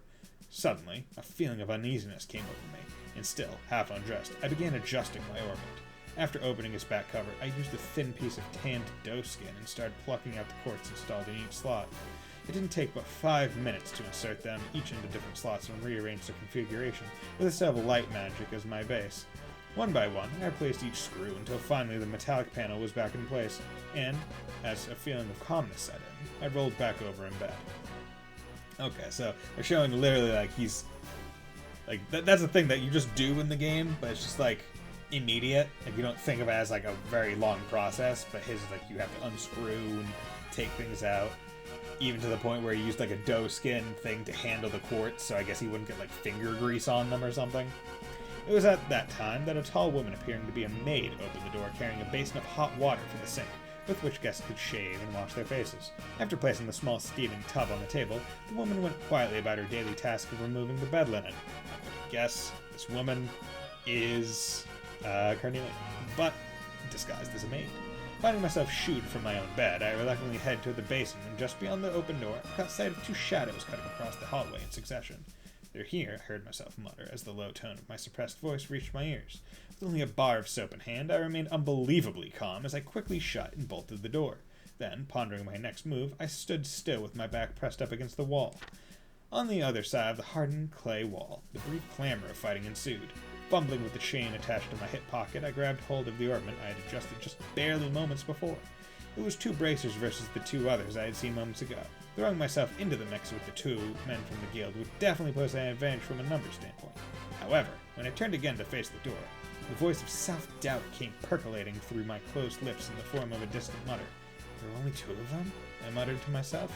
If Sister Cornelia's words were to be believed, then one unit consisted of 3 people, not 2. Again, I questioned myself inwardly. Then where's the third? The hair on the back of my neck stood on end as I realized my plight. Something swung down over the top of my head, catching me around the neck. In the next instant, I was flung to the ground. From the corner of my blurred and spotty vision came the inexplicable view of a woman with demonic bloodshot eyes standing over me, trying to wrench the very life out of me with every twist of the sheet she had wrapped tightly around my throat. Clutching my orbment in hand, I activated it and fired off a burst of magic while laying half asphyxiated on the wooden planks of the room floor. The destructive vortex of compressed air sliced deeply into my hip, but at the same time caused the woman to double over before forcefully blowing her to another part of the room. Shreds of whirling linen, flecked and sprayed with fresh blood, blasted out through a gaping hole in the wall where a closed window once stood, leaving nothing behind but shards of broken glass and a frame rent beyond all repair. Damn. So it does seem like, based on that description of like how orbments work, like it could be it doesn't seem like there's any like it seems like the wait process to fire off orbments is either just like a cooldown system of like certain quartz make the thing cool down faster to fire off the next one, i.e. the cast quartz, whereas the action quartz like physically make you faster or like regen your quote-unquote stamina faster to make it so you can act more. But it doesn't seem like there's any like any lower limit to how many you could fire off, because he didn't say, oh, I had to chant or I had to prepare it and like focus. It was just like, oh yeah, I had set it up and I used it, which is interesting. So that'll because I remember previously I'd pondered like, yo, why can't you just like have multiple orbments and then just be firing shit off all the time? And I'm pretty sure, based on the way that story at least described him using an orbment, you totally could. Now, why they don't, I don't know. I remember we posited that maybe they would interfere with each other, potentially, even if they are specifically designed for that one user, because each battle orbment has to be tuned to the specific user themselves, with all the different like patterns and necessities of quartz. But our catch was, well, if you just have multiple battle orbments that are all attuned to you, what's the issue? So I'm hoping with all the events, dude. Yeah, I think that's one of the weirdest parts about this game, where you can't put on two of the same kind of quartz. Like if I have Evade 2 on, I can't put Evade 1 on. So you can't mess with that. Oh, looks like the Duke and Colonel Richard are showing up together today. Indeed. Maybe he's here to watch his subordinates compete. Oh, so that's the Royal Army's darling of the public, eh? He's handsome enough and well-groomed. Looks like the capable sort. Yeah, I guess so. He doesn't seem to bear much resemblance to when I saw him in Bose, at least in terms of character. But what indeed can one do? I suppose that he is worthy of being considered a rival to the great Olivier Lenheim. I doubt he's worried about that. Looks like it's starting. We must apologize to everyone for the long wait. We now open the final day of the martial arts competition, full contact matches.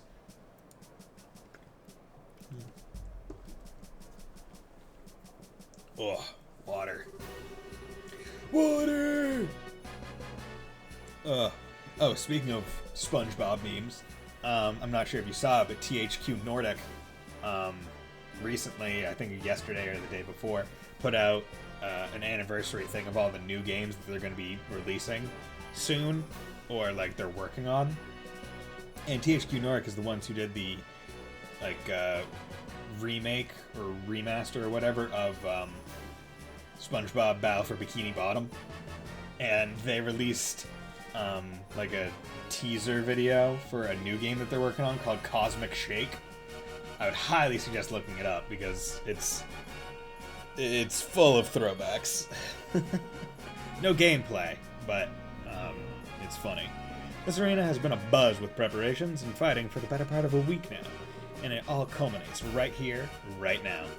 Which team will seize ultimate victory this day?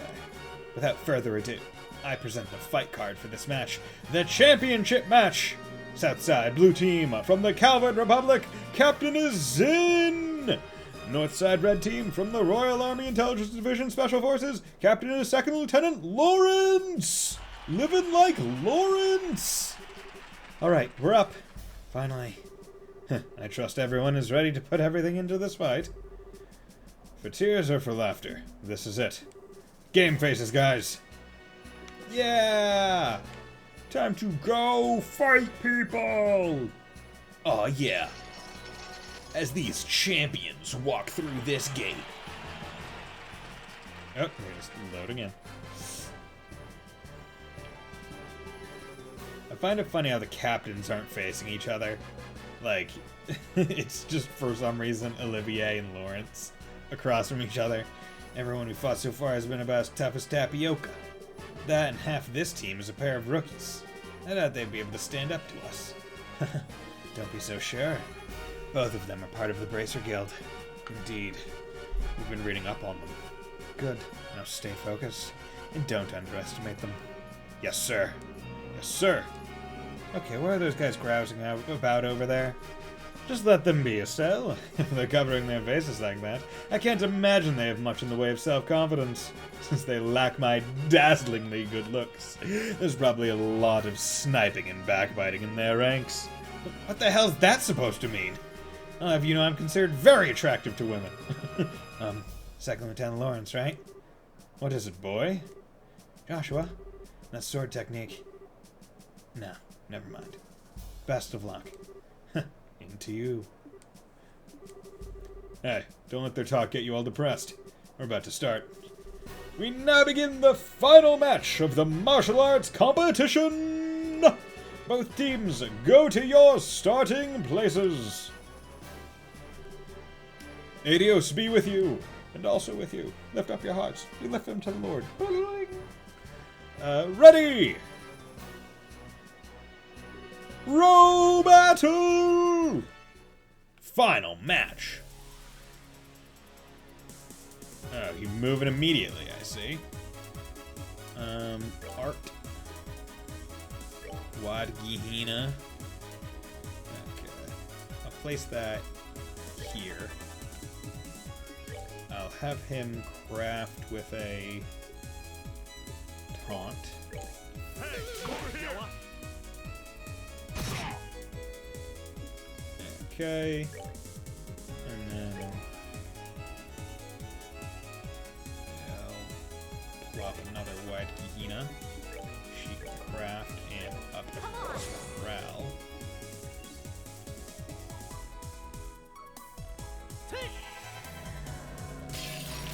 Okay. I'm gonna have him S-craft as well. Brack Flang!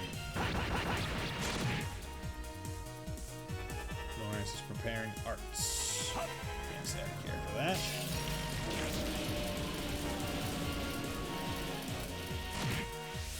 Okay, I'm gonna have Zin go. Because I would like to take out some of the ads. And actually, I'll have him go, Olivier go, because he has 200 CP, so that's just a safe thing to do to maximize damage. I would like to take the ad, but I would rather use the full damage of it on Mr. Lorence. 801. Okay, so that's immunity for one attack. Body split. Okay, so how does that work? So Lorence Shadow, craft-based Shadow, copy of Lorence. A ranger dressed for battle, fights using a series of skills and a stock of reviving bomb. Okay, so I'm gonna have to take care of that. Masked leader of the special ops team has powerful sword skills and specialized crafts.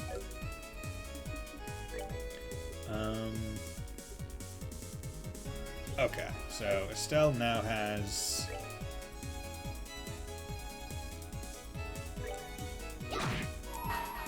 S-craft. Get him. Yeah, flip tricks. Did that do any damage? Did damage number not come up? Wait, what?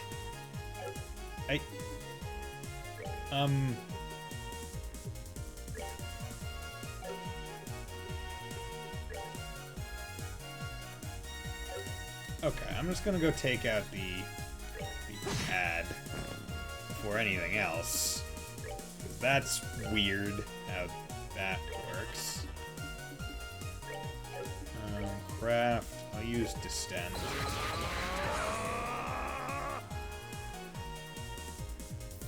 Smash and sword. 684.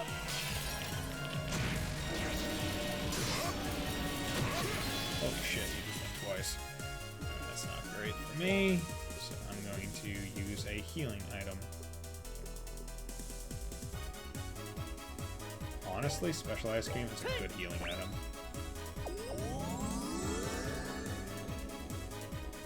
You know what, I'll just have him use his S-Craft. Do that.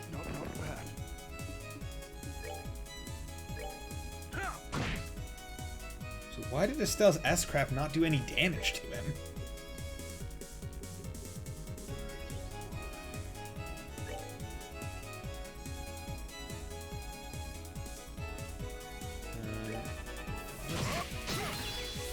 Faint.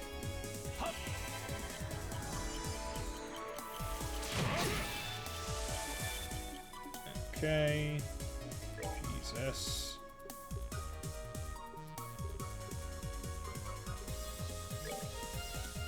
Trying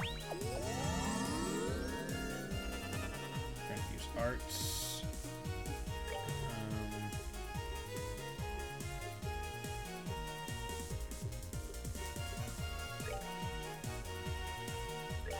That. Do you have anything that cancels stuff?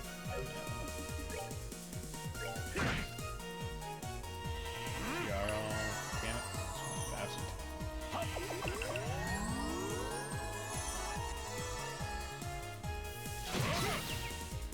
Okay.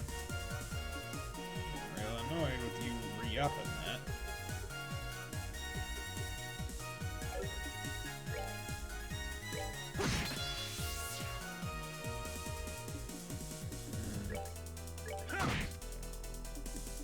Hurt.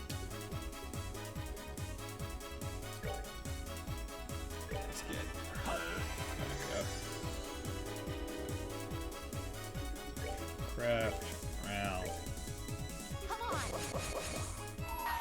She can S-Craft again. That time you did damage. Nope. There we go. Just cut that. Stop it. Lorence, not letting you use any more arts. 'Cause I don't want you to, for some reason, whip out either like a super heal or whip out like a super damage one and take out my team. So while I have it, just use the tools I have. KO! Winner is Zin's team! It can't be. The best is the best that Special Ops has to offer. How could we lose? Bah, we're beaten. Yahoo! We won. We really won. And I'm exhausted. Now the winning team will be blessed with a few words from Duke Dunan. Representing the team will be Zin Vathek. Please come forward. Yes, sir. Wow, you look even bigger up close. And are all Easterners as huge as you? No, I'm a little outside the ordinary. I just ate well, slept well, and trained diligently ever since I was very young. I'm the way I am because I tend to think about everything very carefully and deeply. I see. I like you, Zin. Allow me to present you with the prize of 100,000 Mira and the invitation to the dinner party. Thank you very much, sir. Invitation. 100,000 Mira. Adio shine her light and glory upon you and your friends. My beloved citizens, let's hear a big round of applause for the victors.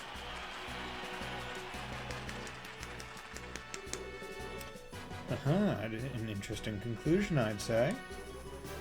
Lieutenant Lorence, you truly have no shame. His Excellency must surely be ashamed to see his men beaten by such rabble. Was all that posturing just for show? I am indeed unchained. Come now, Almathea, you needn't criticize him so. Truth be told, I myself asked Lorence to hold back. What? It would behoove any member of the Intelligence Division not to put all of its strengths on display. And in this instance, it works to our benefit that the others win the championship. I see. His Grace, too, seems taken with the Easterner. He'll serve as an ample distraction. Still, it is a pity. If Lieutenant Schwartz or General Morgan had participated, the show would have been far more dynamic. Surely you jest, sir. If you truly wanted the turn to be more dynamic, perhaps you should have participated yourself. The likes of Julia are no match for your strength, after all. I don't think quite that highly of my skill with the sword. I doubt I'd be able to defeat the second lieutenant here if he fought as hard as he could either. Hardly, sir. I believe you somewhat overestimate my strength. I'm nothing but an unrefined former Jaeger in a soldier's uniform. I beg to differ. I have confidence in my ability to judge the strength of others, and about the only person I could see being able to fight you on equal terms would be him. Speaking of whom, his children will shortly be entering Grancel Castle. Shouldn't we be taking some sort of steps to deal with them? Leave them be. We'll honor the arrangement with the Duke. And besides, it's far too late for the Bracer Guild to cause us any real trouble. But sir, Lorence, how far along would you gauge the plan's progress? Just over 90%, sir. I'm certain I'll be able to guide you to our destination within the next few days. Excellent. A new dawn fast approaches for this kingdom, and even if I must endure the stigma of treason, I shall pave the way for the glorious morrow. Okay, so we got an asshole right there. A big honking dickweed. Phew, now that was one hell of a fight. I had no clue that Lieutenant Lorence was so freaking strong. Yes, I think we got lucky. Even now it's hard to believe. I don't like it. Huh? It's nothing. More importantly, that fancy shindig is supposed to be happening tonight. From what I understand, it's going to run late into the night, so they're setting up rooms for us. Oh, it's always the good-looking ones. Yeah, if a villain looks ugly, then they're usually a bit villain, right? In these games. It's like, if you're not, like, real pretty boy, like, material, or, like, Silver Fox material, then you're a bit villain. Most generous of them! Rubbing shoulders with all those stuffed shirts is sure to chafe in the worst way in comfortable places. But dining? Liberal royal dining. The very prospect of such decadence. Look at me! My mouth can barely contain itself! Where's my handkerchief? It's getting on your... gross! It's good to see that you haven't lost your sense of perspective, Olivier. Indeed! Let us be off, then! Off to gorge our souls upon the 7 courses of courtly affection. Oh, that's the plan, is it? Well, well, fancy meeting you here! You son of a bitch! You wander all over the place every damn day and leave me wondering what the hell you're up to. Have you gone completely mad? What possessed you to participate in a martial arts competition? Oh, come now, my dear Mueller. There's no need to crease your lovely face with such an ill-tempered expression. After all, is it not true that good fortune comes to those who favor those around them with a smile? I am smiling! It's just me, or do you recognize that uniform? Yeah, looks like Imperial military to me. Looks like it could be a tough one to take on in a fight, too. I don't believe we've met. My name is Mueller. I was just recently appointed as the resident military officer at the Erebonian Embassy. I've known this whack job for a very long time. One might even call us schoolyard chums. Fret not over his dark demeanor. Without it, his presence wouldn't light up the room the way it does. Okay, you really need to shut up now. Right. Now, where was I? From the looks of things, this fellow has caused you some trouble. Vander! Yep. As a representative of the Erebonian Embassy, I sincerely apologize. Oh, it's okay. He hasn't really been a bother. Actually, he was a big help to us in the tournament. Olivier, did you deliberately try to keep your participation in the tournament a secret from the embassy? Oh, perish the thought. No, no. Rather, I simply never told them. How is that any different from hiding it? But okay. Fine. What's done is done. Now, though, we're going back to the embassy. Yes, you're coming with me. Eh? Please do wait a moment. We have all been invited to a delightful, indeed wondrous dinner party. Delightful and wondrous, eh? Sounds nice. Too bad you won't be attending. You're going to be confined to the embassy for a little while. Are you serious? When do I ever joke? Oh, cruel fate, truly you drive a knife into my very heart. The promise of this dinner party has all been that's helped me maintain my will to live. You know, I actually feel kind of bad for him. Is it really that big a deal if you let him go to the party? What's your reasoning behind this? I knew I could count on you! Ah, but how lovely a thing is true friendship! Such warmth and affection, as opposed to the cruel frigidity of my schoolyard chum. I don't think you folks really understand just how serious this is. But try to picture this. A dinner party, populated by royalty and its influential guests from across the country. And also in attendance, an arrogant fool who never shuts his mouth because his foot is lodged so far into it. And if they found out that this uncouth imbecile was an Erebonian citizen... Everyone just nodding their heads slowly. Seeing Mueller and Cold Steel was super cool. Yeah. And getting to know, kinda, the rest of the family as well. Is also pretty neat in retrospect. My beautiful and gracious comrades! Why have you suddenly fallen so silent? I'm sorry, Olivier, but he does kind of have a point. Yeah, your usual behavior might not be appreciated in the royal castle. True. We wouldn't want to start an international incident, would we? What? You would turn on me so easily? The war only ended 10 years ago. Relations between our countries can still be strained at times. You'll just have to grin and bear with it, Olivier. Please, Mueller, hear me out! I'm sorry that I didn't say anything before, you know, when you... This isn't a debate. My dinner party! My royal cuisine! Oh. Is this really okay? I can't really say I like it, but the facts are facts. Well, there's not much now we can do about it. We'll just have to enjoy ourselves twice as much, in order to make up for him not being able to join us. Oh well, I guess you're right. Let's go get our stuff together and go to Grancel Castle then. Grand Arena.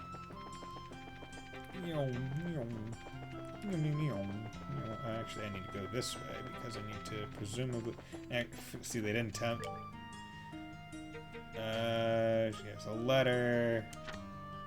Anyways, let's get... Okay, so I'm guessing it means do everything that you want to do, the remainder of what you need to do, basically, and then you can go there. So it's not like, oh, I have to go report in or anything. It's straight up just, this is your last opportunity to do, like, anything. Okay, nothing. Doesn't look like you have anything to report right now. Find any tasks. Have I heard? Congratulations on your victory. Thanks, Elman. Code tells me it was quite a sight to behold. It sure was, I guess. I don't think we'd be able to take them in another fight, though. Not easily, at any rate. Some say victory is equal parts effort and luck, but it seems that the two of you have discovered some secret third influence. With each passing day, one's skills are further honed. As time passes, you'll grow into that victory, and you'll realize you truly did earn it. You think so? Yay, I really like your pep talks. Well done in the arena, and good luck tonight at the victory banquet as well. Thanks, we'll need it. See, I wonder if, like, they have, like, an orbital firearm, but, like, behind the desk. Just as, like, self-defense measures, in case, like, anyone was dumb enough to, like, attack a guild branch. Okay, so while I'm here, I'm gonna read another chapter, but I need to make sure that I don't miss anything.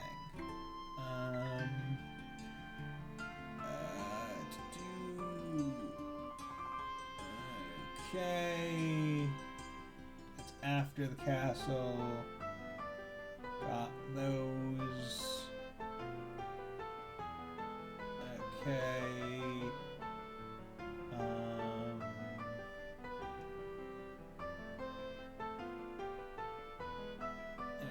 I think I missed a armor thing and a reports in the sewers, but I'm not too worried about it. Beat the Shining Palm. Okay. So...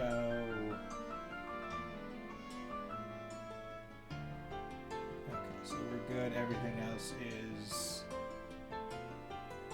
else is after Castle, which is good. Okay, so let us read another chapter. So we did Ascertaining of the Inner Workings, the Death of a Friend. Wheezing, I breathed in, the sound high and whistling as the air fought to make it through my constricted windpipe. Still clutching tightly to my ornament, I unwound the sheets from my throat. Utterly exhausted, I tilted my head on its side and watched with reddened eyes as a small stream of saliva dribbled down over the edge of my mouth and pooled onto the floor. When fresh air finally made its way into my lungs, it initially choked me nearly as badly as the sheet had. A thump from somewhere behind me startled me from my fit. The Jaeger demoness, like a spring-loaded doll, leaped up from the floor of the room. The single shot of magic I had previously landed in her gut should have done the trick, but the fluid way she moved about made it appear as if she were unfazed by the blast. Within arm's reach of where I had subconsciously curled myself came the splintering sound of unseasoned wood being hewn down by a giant woodcutter's axe. In the following instant, Sister Carnelia came flying through a newly opened hole in the timber door, her entry punctuated by a cloud of splinters. Her arms as pliant as whips, she passed by the female Jaeger in a lightning-quick motion, and with a turning assault, choked her opponent full tilt in the face, or clocked her opponent full tilt in the face. The woman spun with the force of the blow, and fell with a tumultuous thud, her head cracking hard against the floor. Like a prima ballerina, Sister Cornelia raised her knee high until she had it tucked securely up against her sternum. She stared down at the outstretched figure on the floor.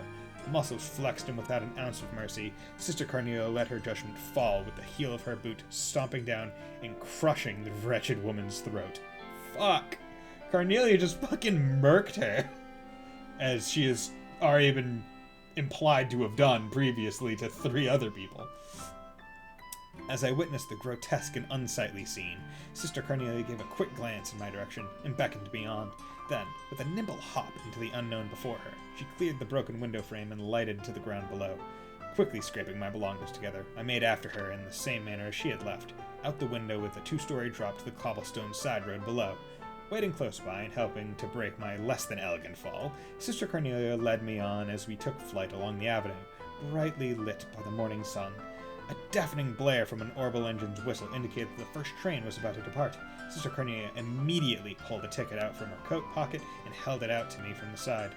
Reaching for the fluttering strip of paper between her fingers, I realized that I was still carrying the bar of soap from before, so I chucked it, not caring where it landed or who it might hit.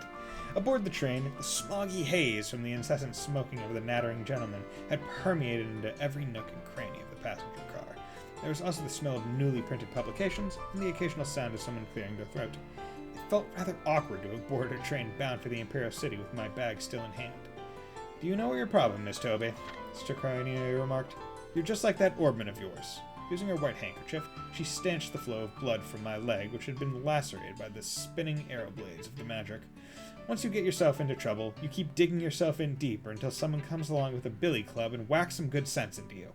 Placing a folded magazine on my lap, she tapped on it with the nail tip of her index finger, indicating that I should read what was inside. It was a copy of the Imperial Chronicle, which had been published just that morning. A several-lined article buried pages behind more titillating news told of the suspicious death of one orbital factory owner somewhere within the capital. This was the first time I had ever become aware of Mick's real age. The Sister Cornelia continued her lecture as she mercilessly upbraided me for my reckless behavior. "You missed being caught up in all of this by a hair's breadth," she informed me coolly. At a loss for words over the shock of Mick's death, I put the magazine away in my trench coat pocket. Another 5 minutes in that shop and you would have gone to meet your maker too. I shook my head and with trembling lips let my thoughts fumble out of my mouth. I just don't get it. Why did Mick have to die? Images of Mick's cold body behind the counter alternated in my mind with that of the lump of metal wrapped in scrap paper. Just what the hell had I been carrying all this time, and why did anyone have to die over it? I pondered at length. Sister Cornelia met my eyes and held them. "Because it's an artifact," she said simply.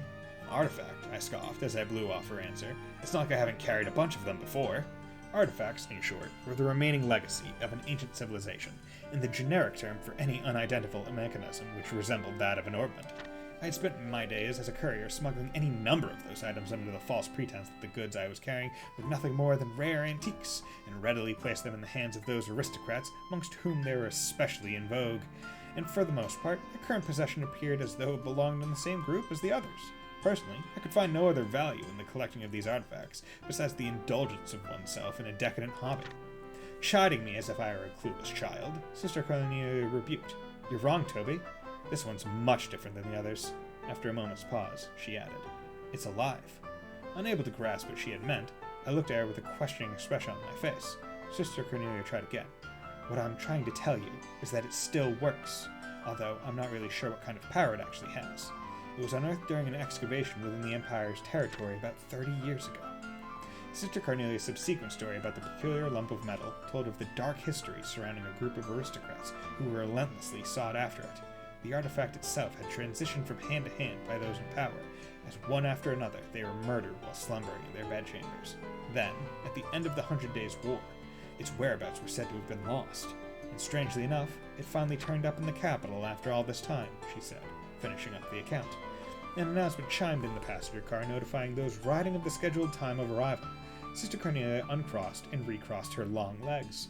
The one who was after that artifact hired that Jaeger Corps to bring it to them, whatever the cost. So, as a result, I was dispatched by the church in order to protect both you and it from falling into their hands. I sat staring down at the bag, resting next to my feet as we approached our destination, and the moving train quietly began to lose speed. Micked. Aw. Yeah. So, I think the most interesting thing about this book, or the books, I guess because this is the first one that it's showing in, is, one, it is basically emphasizing that people do get murked in this world. Just straight up, it happens. And named characters will do those things. Because you don't see it very often in, like, the main characters don't do that. Estelle, Joshua, Zinn, Olivier, they don't do that. All Class 7, they don't do that. Like, you never see that kind of stuff. But the books show that it does in fact happen. Like, they will just straight up murk people. Additionally, the only instance of a main character murking someone that I could think of would be Kevin in the next game. And now Sister Cornelia is doing it here. So it really seems like the church is totally willing to do that kind of shit. Like, just kill people. Which does add an interesting level of, like, huh, that's interesting. Because it really throws that organization into, like, a more gray kind of light, where it's like, yeah, they're not like bracers where, you know, they're straight up protecting people and they don't kill people. That is just not what they do. And then in Class 7, it's like, well, we're school children, so we're not going to do that. And I would presume the SSS and Crossbell, it's like, we're police, we're meant to capture people, or whatever. So, it is interesting that the instances that we get characters that are from the church are ones that are ones that will kill people. So I think that, like, see, let's take a second.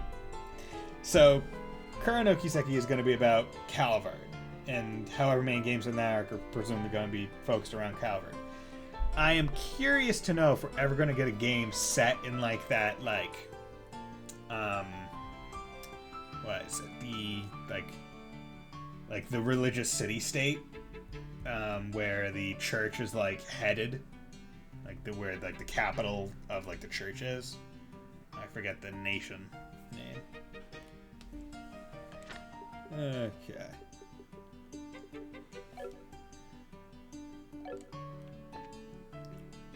Assassinations galore. Yeah, right? It'll just be like Game of Thrones. It'll just be like a whole bunch of people dying all the time. No one is safe. Oh, are we going to the castle already? Just to remind you, since we're going to be staying there after the party, we won't be able to leave until morning. Not just yet. Back already?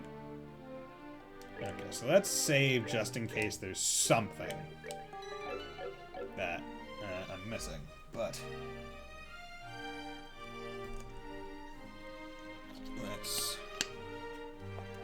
over here.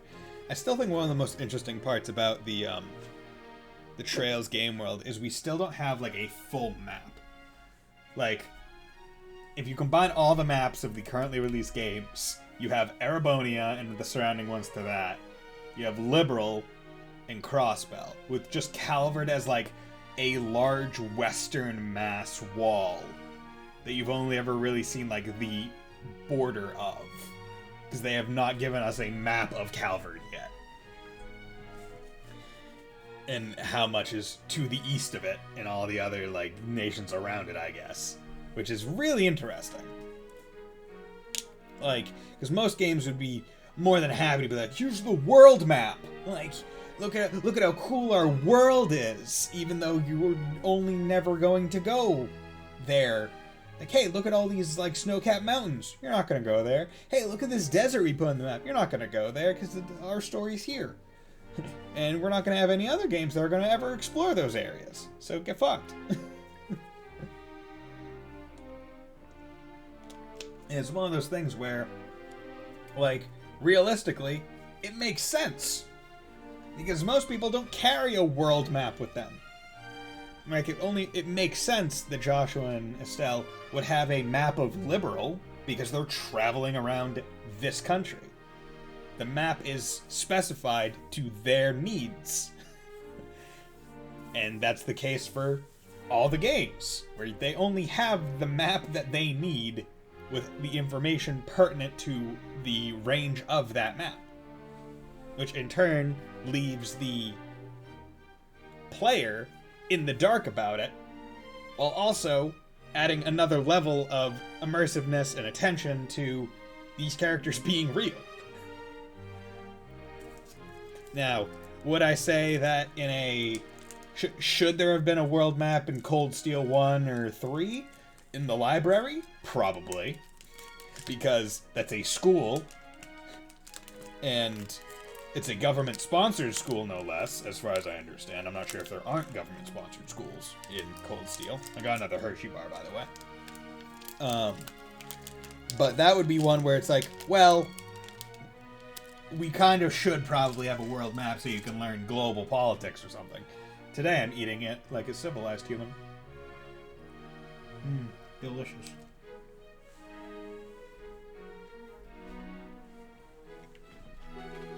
Okay, let's go.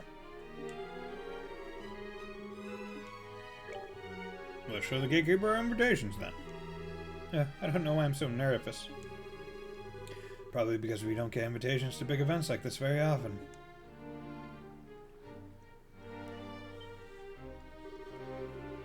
Isn't just standing back there. This is the castle of Her Majesty the Queen. Unless you have official business here, you need to leave. Hey! Hi there! Sorry about the other day. No, it's you two.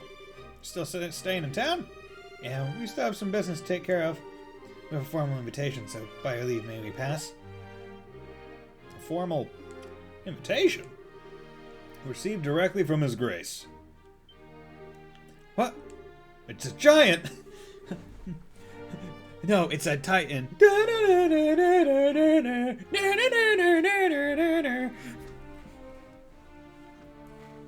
See? Right here. Written invitation. Handed over invitation. Let's see. To Zen and his teammate, and his team, in appreciation for your performance in the competition, you are cordially invited to a dinner party. Okay, you guys were in the martial arts competition. Right, and I heard the winning team was led by a huge Eastern guy. So is that you? You got it. We greatly appreciate your help. Makes sense? The head maid told us you'd be coming. You're missing someone. What happened to him? He's kind of impolite, I know, but it doesn't look like he's going to be able to make it. We're the only ones coming. Ah, well, that's a pity. No matter, please go on in. Now entering Zin and Company, victors of the martial arts competition. Open the gate! Yeet, yeet, yeet. Open that gate. Yeet, yeet, yeet. Open that gate. Dab, dab. Captain Toa. There we go. Wow. It's like the Hawken Gate, but there's something more impressive about being part of a castle. I bet it's more solid, too, since it's the royal castle. That's part of why it's impregnable. Ever since the nation was established, no enemy has ever broken through the Annenberg Wall. Cap and tab, cap and tab. The capital has been ravaged by war numerous times as a result of mutinies and insurrections amongst the nobles, but even then, the castle held the rebel army at bay and protected the royal family and the refugees. Or so the stories say. Wow, that's pretty neat. Very much the sort of tale one would expect from a nation with such history. Now, welcome to Her Majesty's Grand Cell Castle. Go right on in. You'll be met by a welcoming party inside. Enjoy your evening. I like how they only ever frame it as the rebels being, like, corrupt nobles vying for power, and not, like, reasonable rebels, like revolutionaries, being like, hey, there's a corrupt ruler on the throne, and therefore the impregnable fortress is actually a negative, because they couldn't depose them. Whoa. You can say that again. Never seen anything that compares to this place. It's not just pretty, it's got history. I can really feel the traditions and rules of the old kingdom here. Welcome to Grand Cell Castle. You are Zen and his team, correct? It's a maid! Captain Amatea. This isn't really unexpected, but even so. That's right. We come at the invitation of the good Duke. And, you are? Pardon me. I am Captain Kanone Amatea of the Intelligence Division, head of Grand Cell Castle's defense. I would like to extend my heartfelt congratulations for your championship victory. Hey! Thanks for the host, Neko Dave. Much appreciated. How's it going? Were you playing some more Octopath before coming over here? Or were you playing some Yakuza Kiwami 2? Doing some more mini golf? Watching the match was truly a spectacular experience. Oh, hello. We do the wind washer. It's the wind wiper washer. Whoop, whoop. Playing some Yakuza Kiwami. Nice. How's Kiryu-chan doing? Although I think that specifically is from Yakuza 0, because that's the one that has him in it. The iPad Mishima. Yeah. He changed golf for baseball. Ah, yeah. Yakuza has a lot of side content, which is impressive. You're too kind, really.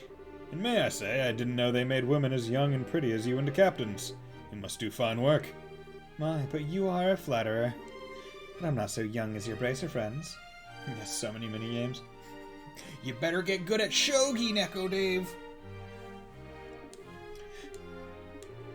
Estelle and Joshua Bright. It's been some time since the incident in Zeiss, hasn't it? Yeah, I guess it has. Quite some time. Unfortunately, the matter concerning Professor Russell is yet to be resolved. It appears that he and his granddaughter were abducted by a group of nefarious individuals. You wouldn't happen to know anything about that, would you? I'm afraid not. We left that case up to the full-fledged bracers and came to Grand Cell. We never even heard the follow-up report on it. I see. That's truly a shame. Well, with the resources of the Intelligence Division, it's only a matter of time before the culprits are arrested. Have no fear on that score. What the hell's with her? Understood. We trust you to take care of the professor. Oh, absolutely. Now, we must show you to your rooms. Shia, if you would please do the honors. Yes, ma'am. See to their needs, but do not bore them with any idle chatter. Do I make myself clear? Yes, ma'am. I understand. Very good. Now, everyone, I hope you enjoy your evening. For my part, I must bid you farewell.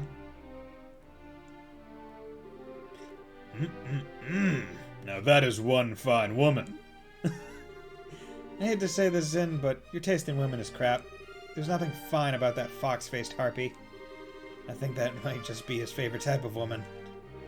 I just tend to find that women like that turn out to be pretty good people once you peel back a few layers. Like an onion. so to speak. You're hopeless. Not that it matters, but you really do sound like a dirty old man sometimes. That fox-faced witch. Yup. Yup, yes she is. Oh, my honor! Oh, sorry about that. You were supposed to show us to our room, right? Yes, please allow me. Pardon me, my not saying anything before, but I am Shia, a maid here at the castle. I will be at your service this evening from the dinner party until the morning. If anything is not to your satisfaction, please don't hesitate to let me know. Zin, I think my sheets are getting a little bit cold. Mind warming them with me? Haha. Thank you very much. Will you please show us to the room, then? Certainly. It's on the second floor. Okay, up, over to there, up the curved staircase, and over here. Jeez. Oh, wow! Get a load of that chandelier! Talk about classy! Hush, Estelle. What's that way? That's the throne room. Her Majesty uses it to receive personal guests. It hasn't seen much use in recent days, though. I see. But is the Queen's condition really that bad? Isn't the birthday celebration coming up soon? Oh, no. It's just that it's the head maid who tends to her in the royal keep of late. I shouldn't speak on subjects about which I'm unfamiliar. Come then, shall we? Okay, left. And here we have, presumably, the bedrooms. Oh, itchy nose. Itchy nose. This is the room where you'll be staying. Please, go on in. Okay. Pardon us? Speaking of Neko Dave playing a different game, I posted on Twitter, today I finished and got the Platinum Trophy for Ratchet and Clank Rift Apart for the PS5. Really good game. Really good game. If anyone here is lucky enough to have or to get a PS5, highly suggest getting the game. It is very good. It is very fun. Holy Stragas! Never imagined we'd ever stay in a place like this. Nice! This will make a good story for later. I believe there is still some time before the party. You are free to explore the castle, but the security areas are off limits. I ask that you refrain from entering those areas. Can you be a little more specific? Most significantly, the royal keep where the queen resides. It is a small palace of sorts, built on the garden terrace on the roof. Garden terrace? That sounds nice. The terrace is where Her Majesty greets the people of Graincell from during the birthday festivities. So, you cannot go into the royal keep itself, but you may visit the garden terrace if you like. As for the other restricted areas, there's the royal guard room and also the treasury, I believe. The royal guard room. I guess they're still wanted for questioning about all that terrorist stuff. Yes. The intelligence division is currently occupying it. Entrance is restricted, so please abide by the rules. Understood.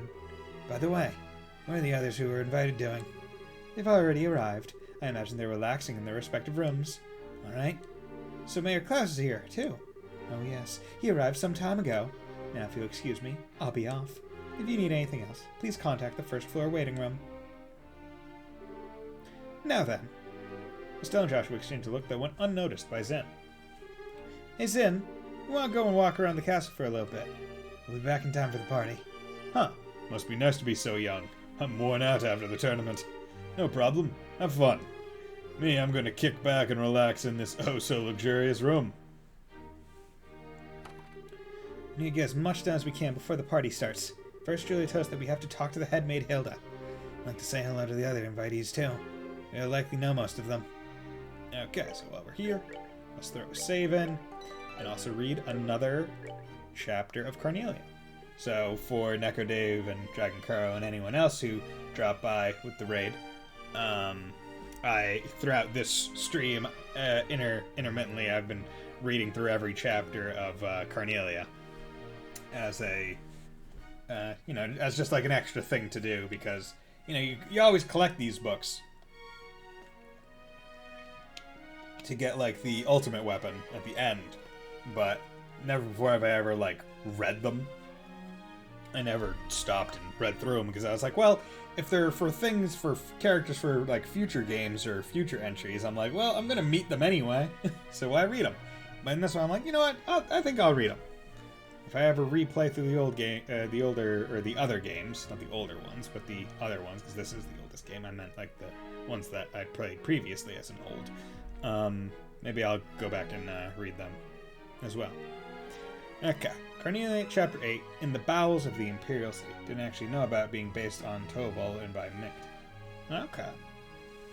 Yeah, I mean, I only knew it was Toval because at some point I think Mikt or someone calls him Ein. So I was pretty sure that that connection was there. And also when them mentioning like, oh yeah, super good with Quartzman, or super good with Orbment Man. It's like, okay, that's him. Moving purposely through the crowd, we made our way between the rows of seats. Each time the swinging bag in hand struck the side of my knee, I became keenly aware of its presence. It was an unnerving feeling, quite like I had unintentionally brushed up against someone in an offensive way. Furthermore, it was nearly inconceivable to my mind that the ancient relic the Jaeger Corps were pursuing with such a frenzy was sitting right here inside the stitched cloth of this cheap handbag. What a fool Mick had been. Hadn't he known the burden this object would bring would be one far more weighty than the both of us could have ever hoped to bear? I squeezed my eyes shut against the thoughts flying around my mind and addressed Sister Cornelia, who followed closely behind me. Will we be making a break for the cathedral once we get off? Yes, that was the plan, she answered, scanning the scene outside the window of the passenger car. I think that's the only option we've got if you want to make it through this day alive. The station where the train was set to arrive was unremittingly crowded with the countless droves of passengers, and, as usual, the sky was slightly overcast. Everyone outside on the platform stood shivering in silence, with their collars drawn up to their ears, huddling close to one another for warmth, like a flock of waterfowl out on the tidelands in midwinter. Don't worry, I won't be tossing you down a flight of stairs this time, Toby, jested Sister Cornelia. Although, if there were 2 more of you at my disposal, I might have decided otherwise, she added.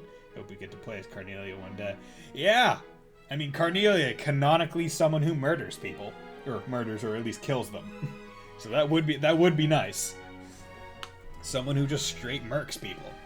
She's on the level of Aryan Road, apparently. Ah! So we could add Carnelia to the A-team that we were talking about yesterday. Of like, oh shit. Ouroboros is afraid now. The Avengers. Assemble.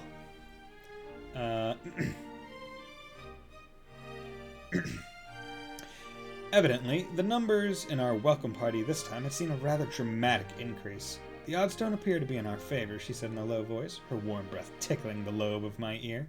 We won't be able to leave through the ticket gate.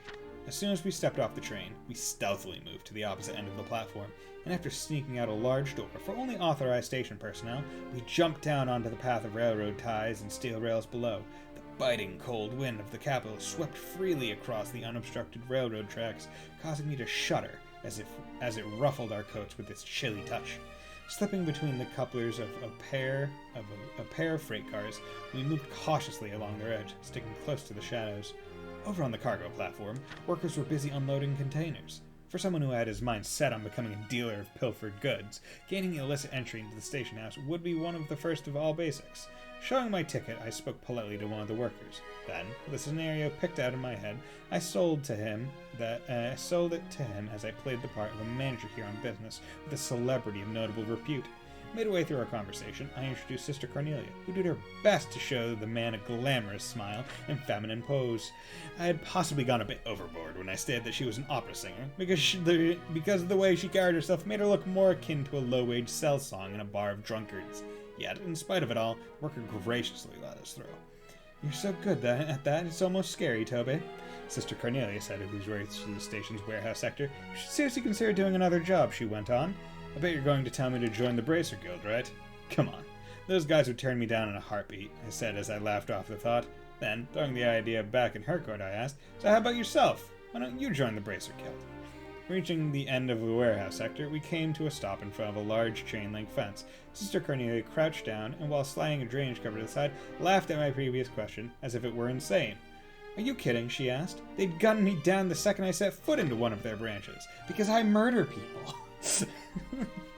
Bracers don't do that. The winding, narrow stone tunnels, like the one we were in, ran everywhere beneath the capital. We crawled along as the light shining down through the drainage grates on the side of the large road above us illuminated the way like a trail of flickering orbital lampposts. The feet of those walking along the avenue passed right by where we were. Not a single person noticed us scraping our way along below them. And for some strange reason or another, the world just beyond the thin flagstone-paved road appeared so dazzling in my eyes. Yet the Jaeger Corps, lost of the artifact in hand, and a senseless sudden death, all of which had never crossed my mind before, lay in wait for me dared I to venture into the open world above. As we pressed on, I began to think that the small round tunnel which we were crawling through would run on forever, when finally it merged with a high-ceiling sewer surrounded by walls of countless blocks of chiseled stone. "We'll go through here and make our way over to where the cathedral is located," Sister Cornelia insisted. Raising one brow, she pointed her finger upward. "It's a lot safer down here than it is up there." "That's fine and all, but what are we going to do if it gets attacked?" Sister Cornelia grabbed my hand, and with that, stepped into the muddy darkness beyond. "Don't worry, Toby," she reassured me. "Faith isn't the only thing supporting the church." Okay. And I do like how it's talking about the like, sewer system in, Heimdall, the Imperial capital. And it's like, it's interesting because if you've played Cold Steel, which I think everyone in chat has, it's like, oh, I've been there before. I know exactly what he's describing and all the stuff. Like I've been through those sewer systems. Interesting. Like a study room or something? Hello. What are those people at the intelligence division up to? Libra. Taking important documents without official permission.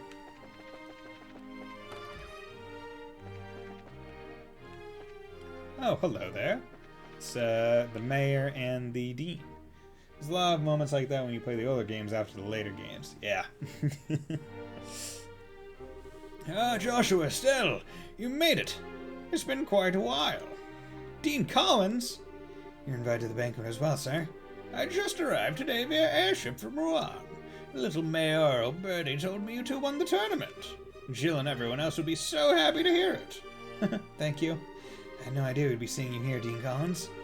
Dean Collins is a member of the Royal Assembly, and a man of great respect and liberal.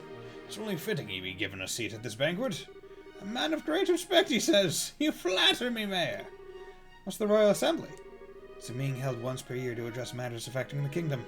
The Queen, mayors of every city, and other representatives all come together to try solving various problems of state. Wow, sounds big. So all those guys have been invited here tonight too?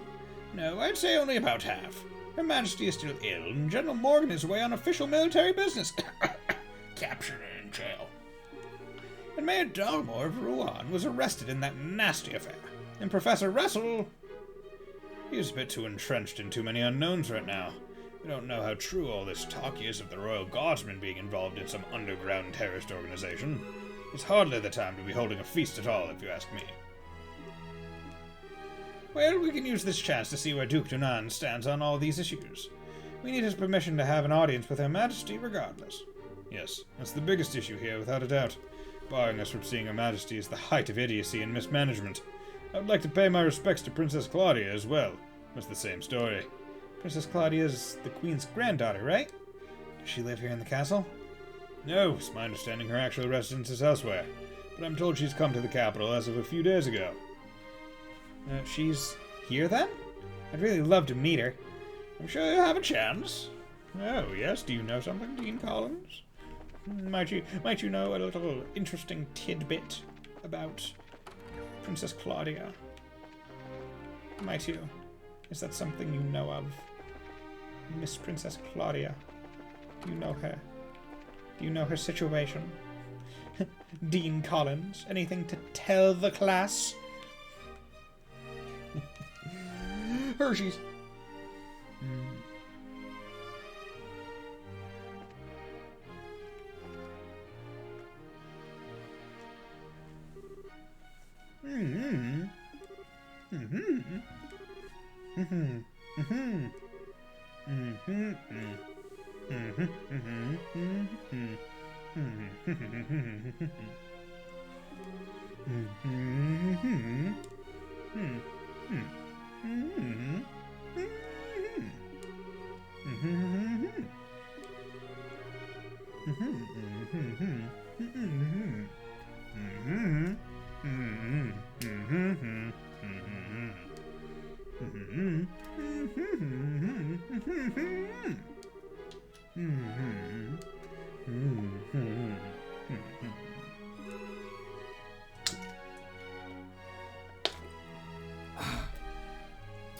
Yes, I'm aware. I'm trying to be polite.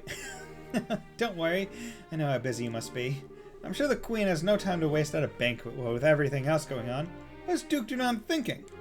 That captain was so stubborn about inviting me, too. I had no real choice but to accept. Do you mean Captain Amadea? Yes, that's her. Her words were polite enough, but she gave me an evil eye while she spoke them. I dared not refuse her request. I haven't heard from General Morgan in quite some time. Wait, does that mean you haven't heard any word from Hawking Gate? The General is unavailable, is the longest message I've been able to wring from them. It would seem he's busy with these anti-terrorist countermeasures or what have you. I had hoped he'd be in attendance at this banquet tonight, but I guess he couldn't pull himself away. What do you think about all of this, Mayor? Putting mayors from every city in the same place at a time like this? Well, if the Queen were to be in attendance, I would expect some announcement of no small importance. But as it is, it feels like the Duke has too much time on his greasy, chubby hands. He's letting this position of royal proxy go to his head. That sounds about right. There might be still some kind of official announcement, don't you think? Well, whatever may come of the night, the Grand Chef here is the best in all the kingdom. Hey, Reen, how's it going?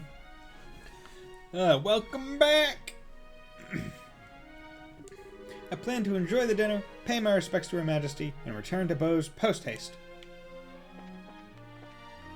Passing time. Yeah, I'm doing well. Playing some more Trails in the Sky.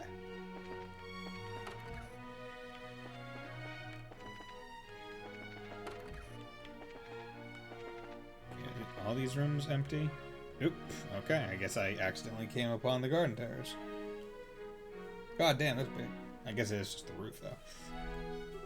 Oh, wow, check that out! This must be the castle's garden terrace. I'd say so. You can see the whole lake from over here. Or from here. And it overlooks the town, too. Must be great for reconnaissance. As nice as this is, I really don't have the time to stop and enjoy it. I've got a job to do. Okay, so is the, maid out here? I would presume not. Oh. This must be the royal keep. Who are you? Hey, you two. We're here as guests of the Duke? Is this where Her Majesty lives? Of course it is. But for the last few days, she hasn't been feeling so well. She's not seeing anyone right now.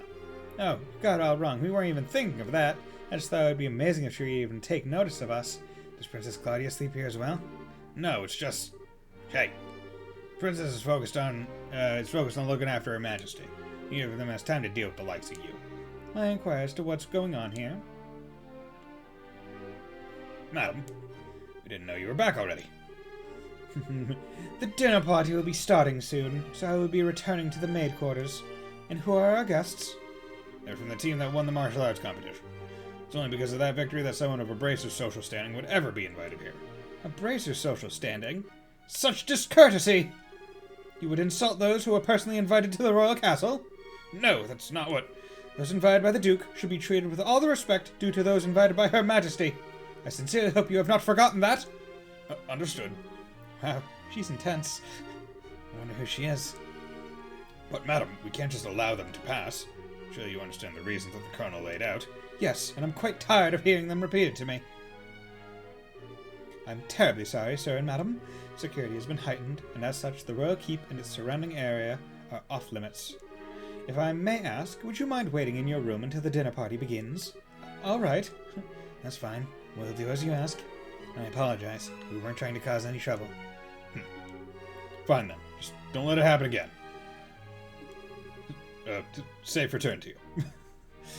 Dude, this badass bitch silencing men with, armor and guns with a glare. I apologize that you were subjected to such dreadful behavior. My name is Hilda.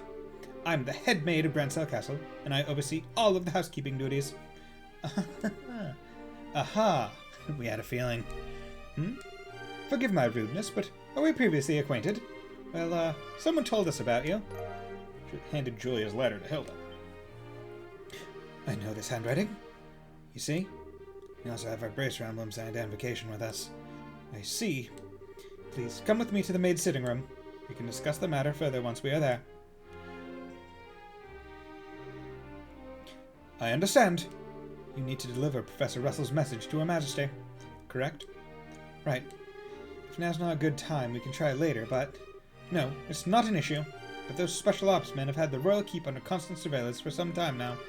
Only the Duke, the Colonel, and hired attendants such as myself are allowed in. Which means that a private audience is probably a no-go. What do you think, Estelle? We could ask Hilda to relay the Professor's message to Her Majesty. No, I'd rather really speak to her face-to-face. There's just too many particulars we don't know, and we'd really need to discuss directly. Like what Duke Dunan and Colonel Richard are after. Estelle and Joshua, I have a bit of an idea. Could I get you to return here once the dinner party is over? Why? Have you thought of a way for us to see Her Majesty? I believe I have. It may be difficult, but I think it's worth a try. I'm going to need some time to get ready, so you can come back after the dinner party. Awesome! Understood. We'll be back then. I'll be waiting. Oh, and about the party. Preparing the food is going to take some time, so please, bear with me. Food preparation takes a while. Going dinner, okay. How's it going? Each of our invited guests are currently relaxing in their rooms. Please wait a little longer while the preparations are completed. Okay, gunman. Nope, that was the garden terrace. Wanted to check out. Ooh, hey! There's a place to talk. Please come right in. For drinks, we have anything you can think of, be it alcoholic or non-alcoholic. Yo, give me all the booze you got. Let me drink this random... Like, why do they just have the booze out, like, and filled on the table? And, like, look at this. This is like a cup of tea or coffee. It's gonna get cold. What the heck are you doing? Like, unless you got, like, ice cubes over here to make it iced tea or iced coffee, I don't know what the heck's going on with you. Like, come on, man. And the ice in this whiskey's gonna fucking melt. It's on the rocks, not in the river, dude. Not that I really like whiskey either way.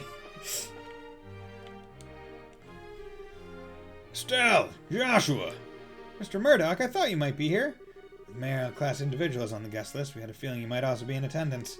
I must say I never expected you two to win a tournament championship and end up hobnobbing in Granzo Castle. Guys, it's kids to the bone, you are! Took more than our upbringing to get here. Lots of people helped along the way. So it's been a few days. Has there been any developments? Well, right after you left for the capital, Captain Almathea from the Intelligence Division came knocking.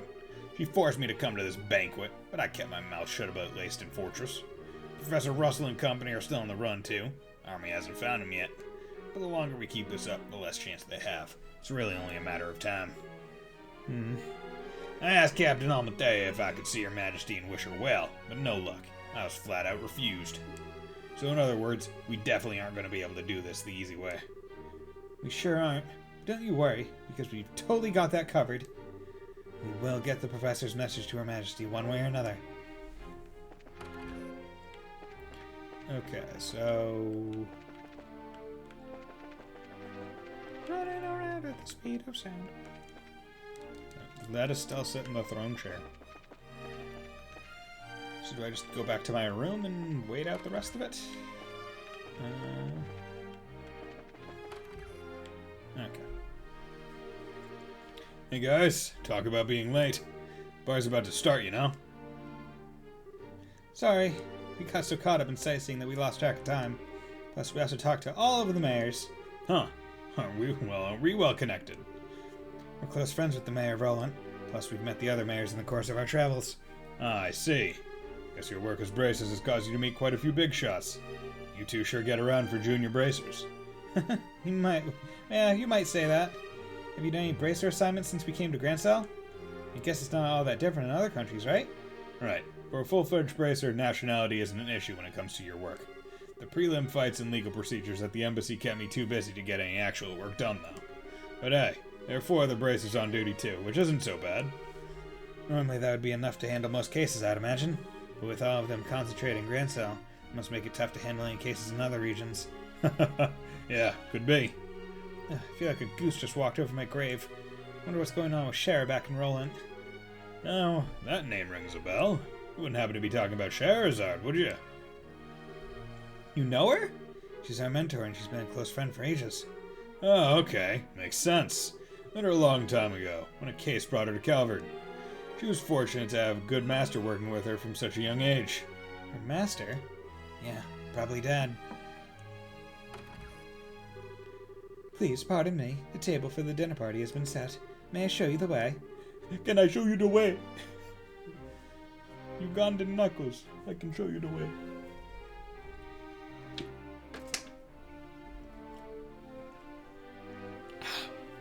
Sure. I was getting bored with waiting anyhow. All right. Want to go and eat fancy? Sure. That fight left me starving. Let's go dig in. Come on, you two. It would be nice if you two didn't completely forget your table manners for once. Who needs manners schmanners, man? Man, look at these people. 2 forks and 2 knives? Where are the spoons? Are there no soups? This is a dinner party, right? What's with all the empty plates, then? Plenty of knives and forks, though. That's because it's a formal dinner. Everything comes out in a specific order, starting with hors d'oeuvres. Then, you use the knives and forks from the outside in. And that's all part of having good table manners? And here comes the anxiety attack. It's really not so bad. Just saw the Zin visuals for Kuro again, and oh boy. Yeah, I will say, this model, I always thought he was, a bit more of, a chunky boy. A thick lad. But, he's pretty thin and fit in the Kuro visuals. Not nearly as thick as I thought he was gonna be.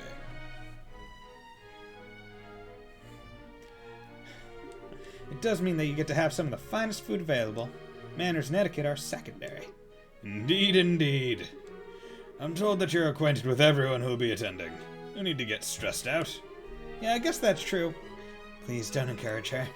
On that note, is the gentleman accompanying you going to be okay with a knife and fork? I'm told that folks from the East usually eat with chopsticks. You've done your research. However, I'm a firm believer in when in liberal, do as the Liberalians do policy. I am not especially skilled with them, but I will use a knife and fork. Although one could argue that the chopsticks require a lot more skill and precision than a knife and fork, given the fact that a fork is you stab it, and a knife you just kind of saw. There's not there's not much skill involved.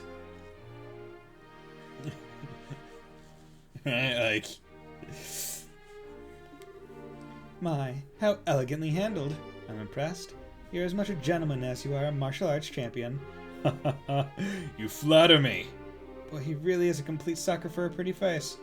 I think he's more being polite than a lech, though. Anyway, his grace is really late. I wonder what he's up to. Indeed. So if the seat at the head of the table is for the Duke, then who might that other one be for?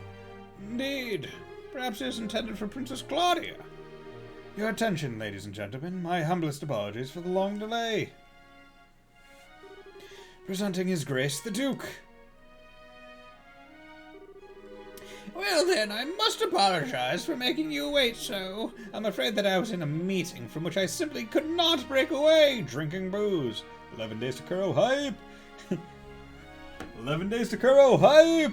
And then, 3 years at least to getting it to play in English. Woo!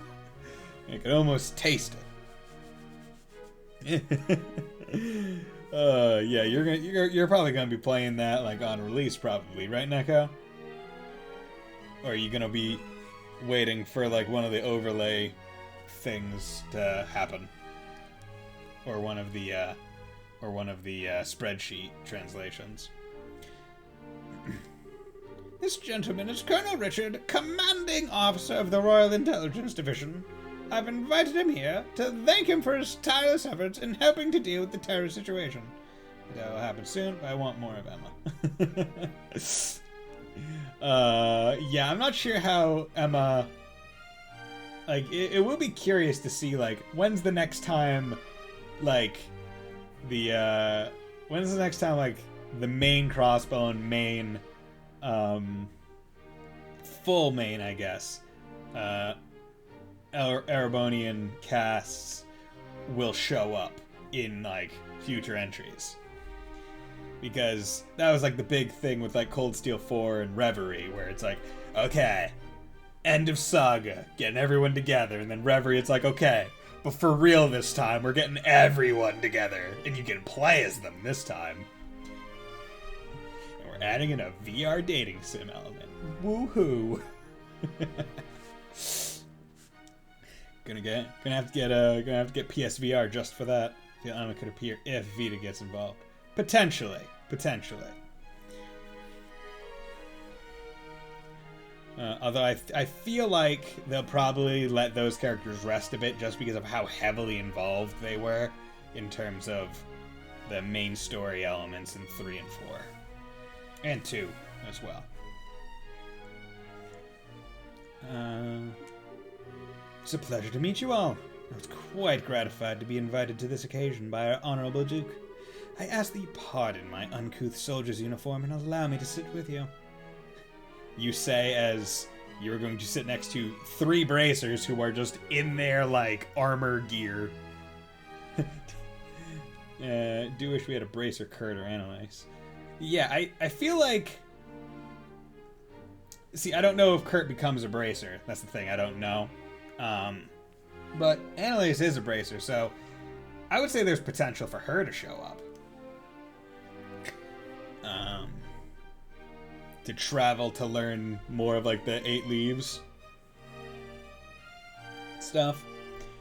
Although speaking of 8 leaves, the white hair girl in Kuro, that seemingly is one of like the sub party members if you take like the negative moral choice or whatever. Shizuna, I think her name was, or something. A lot of people just called her Hime prior to her name being announced. It's like a style similar to the 8 leaves. I'm like, ooh, and she looks hot. I like it. She's got she could be waifu material. You're thinking of a different Kurt. There are 2 Kurts in Trails. One is Calvardian and wields a glaive. Okay, so I just presumably haven't met him yet. God damn repeating names. It's almost like their names are names and could be repeated.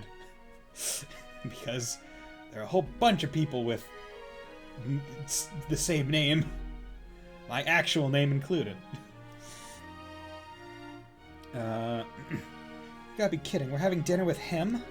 I suspected this might happen, but it's still unnerving. And Captain Amadei is just standing behind him. Excellent! What say you, Mayor Mabel? What do you think of Grand Silcaster's master chef? Is his cooking not on par with that found in Bose's Anteros restaurant? Yes, it's quite remarkable. The wine selection also perfectly complements the meal. I almost want to try hiring him away. Best to involve characters that had little to no screen time. Yeah, I agree. Bringing back characters that didn't see much light, while also introducing a healthy host of new characters, I think is the best way to introduce the first game in a new arc. Especially in a new region. Because I'm trying to think of how many returners there were in Cold Steel 1. Because Olivier, obviously, was a returner. But in terms of like other characters that showed up prior, I'm not sure if Toval shows up at all in the later Sky games or in Crossbell. But he is at least mentioned in these books, so he could be potentially a returner. But like for the most part, Mueller. And that's very much paired with Olivier. But thing of like the characters I know, seems like Cold Steel 1 didn't have as many returners. You get so little Total. Hey man, we got books, right? So I mean, I feel like we're already seeing a lot more returners in Kuro for Calvard Game 1 than in Cold Steel 1. You are not the first to say such things. And what of you? Zin, wasn't it? Is the food to your liking? Oh, it's excellent. I don't have the words to describe the sense of refinement and depth.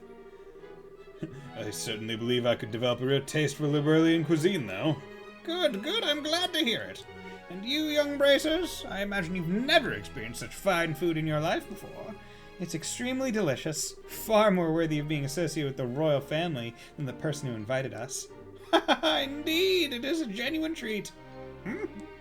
It certainly is delicious food.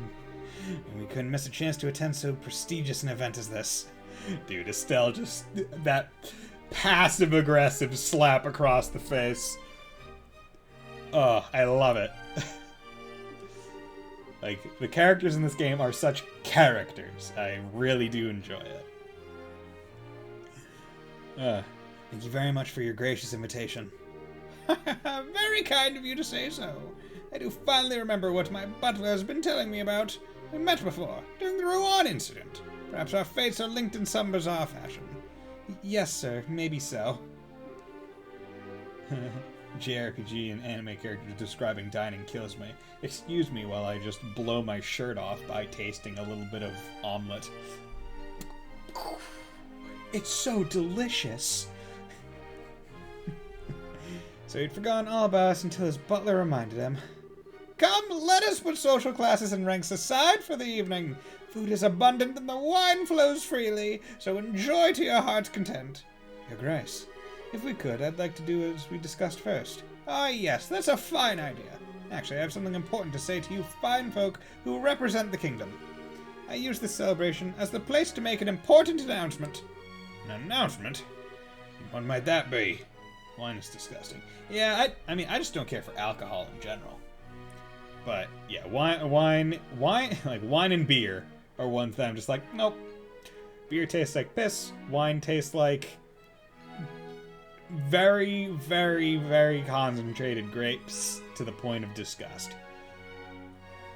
I believe I will allow Colonel Richard to explain in detail. Thank you. As you are, no doubt, already aware, Her Majesty has been in poor health of late. However, she has been recovering and may grace us with a public appearance soon. Ah, that's excellent news. Could we possibly go and check in on her? Unfortunately, she does not consider that to be a wise decision at the moment. Within a few days, it seems likely that a terrorist plaguing the kingdom will be swept away. Oh, like sweet stuff. Okay.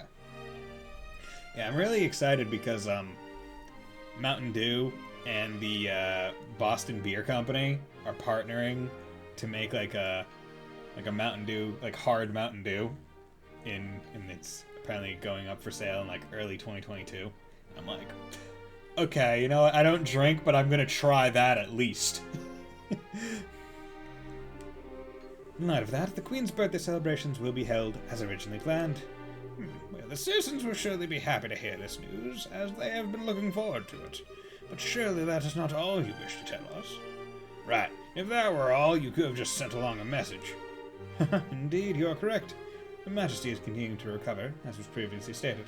However, given the gravity of her condition, she has also issued a proclamation. Due to her tenuous health, she has stated that she wishes to abdicate the throne and turn over royal authority to her nephew, Duke Dunan.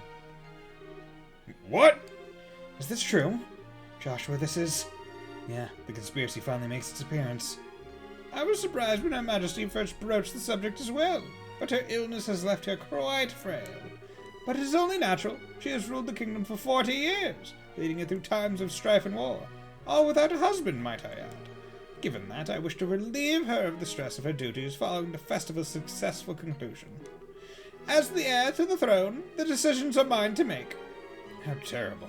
Is Her Majesty's condition truly that severe? I'm ashamed that I've never noticed any signs in any of my annual visits. Isn't this far too serious a matter to discuss at what is supposedly a casual dinner? Pardon my rudeness, but this all seems to stretch credulity. Mayor Maybell, are you saying that you cannot take his grace at his word? No, nothing of the sort. I simply mean that, as an elected official, I don't understand why the successor to the throne can't be elected in the same fashion. That's true. If possible, I'd like to hear this directly from Her Majesty. Your unease is quite understandable, but we do ask that you try to maintain your composure and allow us to continue. As mentioned earlier, I believe Her Majesty will give a formal announcement herself during the festival. I take him for a figurehead. Very much so. Could you be persuaded to shelve your doubts until then? Well, The issue is basically this. Once this becomes common knowledge, we cannot know how the citizens will react. This is why we're telling the leaders first, to help stave off any chaos or public disorder before it happens. This was also the decision of His Grace. well, yes, this is true. Also, the Queen's abdication of the throne will have international repercussions. The other nations on the continent will have their eyes on us, and we must be watchful for any action on the part of the Erebonians. Surely you can see why it is necessary to show unified support for the new king. This is the world in which we are going to be living. It makes it all sound so rational. Yeah, he's quite the master manipulator. In other words, the official decree will be given during the birthday celebrations. But you thought it would be best to inform us first that we can be prepared for any issues that may arise, correct? I'm glad to see that we have an understanding. If this all comes to pass, we're going to find ourselves quite busy. Yes, and we have to announce it to the citizens. I have a question. I believe that the Duke has a fair claim to the throne. However, is there not another who also has the same right of succession? Well, no doubt you're referring to Her Majesty's granddaughter, Princess Claudia. And you would think that Princess Claudia would have a higher, succession tier, because she is the direct descendant. Because she is the straight-up granddaughter, not nephew, or not nephew of the queen. So that's the real big one. Why not everyone else is being like, wait, what about her? It is true that she and His Grace have an equal claim to the throne, but it would appear that Her Majesty did not choose her due to her tender age. And I must say I agree with her wisdom in this matter. I should hardly like to impose such responsibility upon a girl so young.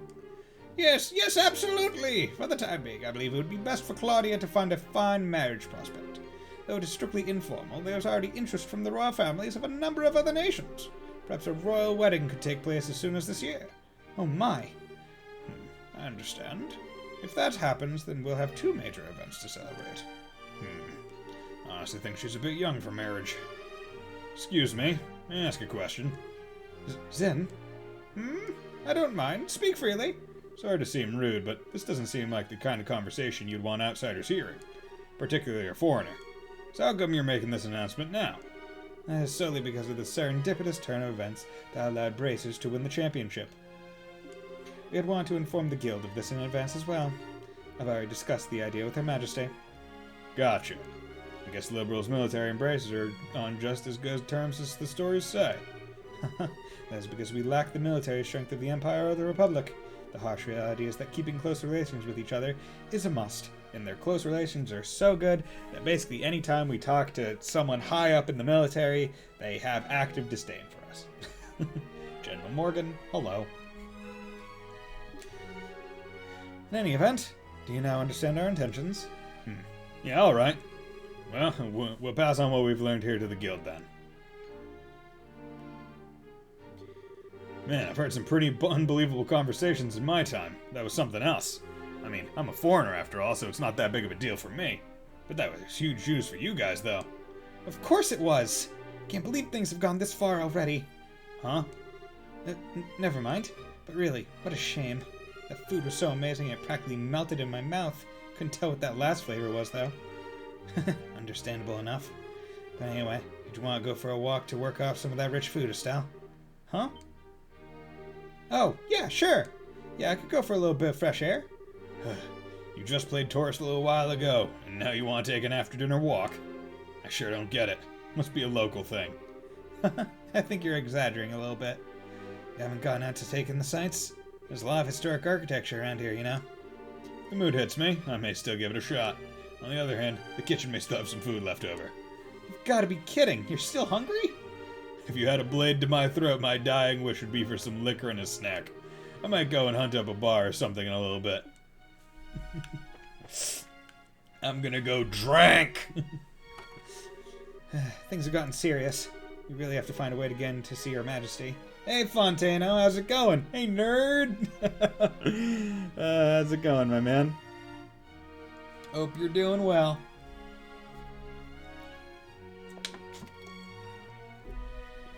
Ugh. First things first, we gotta talk to the headmaid Hilda, like we promised. She probably knows a way for us to speak directly to the Queen. Fine by me. Okay. So, time to save. And time to read a book. Items, books. I worked 12 hours, had to drive 40 minutes there and back for part of it. How's the castle been? It's been fun. They just announced that that Duke Dunan, shit extraordinaire, is going to be the next ruler, so that's great. And that Princess Claudia is going to get married. Cornelia, part 9. The flicker of dying orbital lamps mounted at equidistant lengths along the sewer walls sent thin streaks of light across the surface of the rippling flow of filthy sewage. Passing in front of these one by one, Sister Cornelia sped down the stone sidewalk as the sound of her body cutting through the racing tunnel winds trailed out behind her. Panting and out of breath, I continued to move my feet toward the darkness, which lay before me as I chased after Sister Cornelia's flickering shadow. Sounds like a solid move. Nice. But man, 12 hours, to and from 40 minutes each? Damn. That's rough. Wayward, yet without a moment of repose, we headed unrelentingly with our sights set on the cathedral of the Septian Church. We moved swiftly across the moss-covered stone pavement, the clacking of our heels echoing in the dimly lit underground. Above ground, the walking distance on the city roads from the railway station to the cathedral was about 3 blocks. If we made our way up through the drainage ditch just beyond the sluice gate, we would find ourselves in the public square outside the massive sanctuary. Super Derek RPGs did an audiobook version of this. Is good. Nice!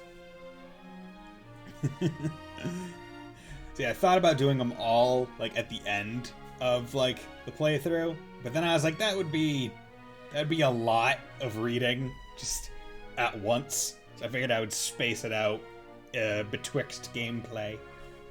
Up ahead, the light of another orbital lamp came into view. Turning her head in my direction, and without a word, Sister Cornelia extended her right hand outward in a wide motion, indicating that we would be turning that way at the next corner.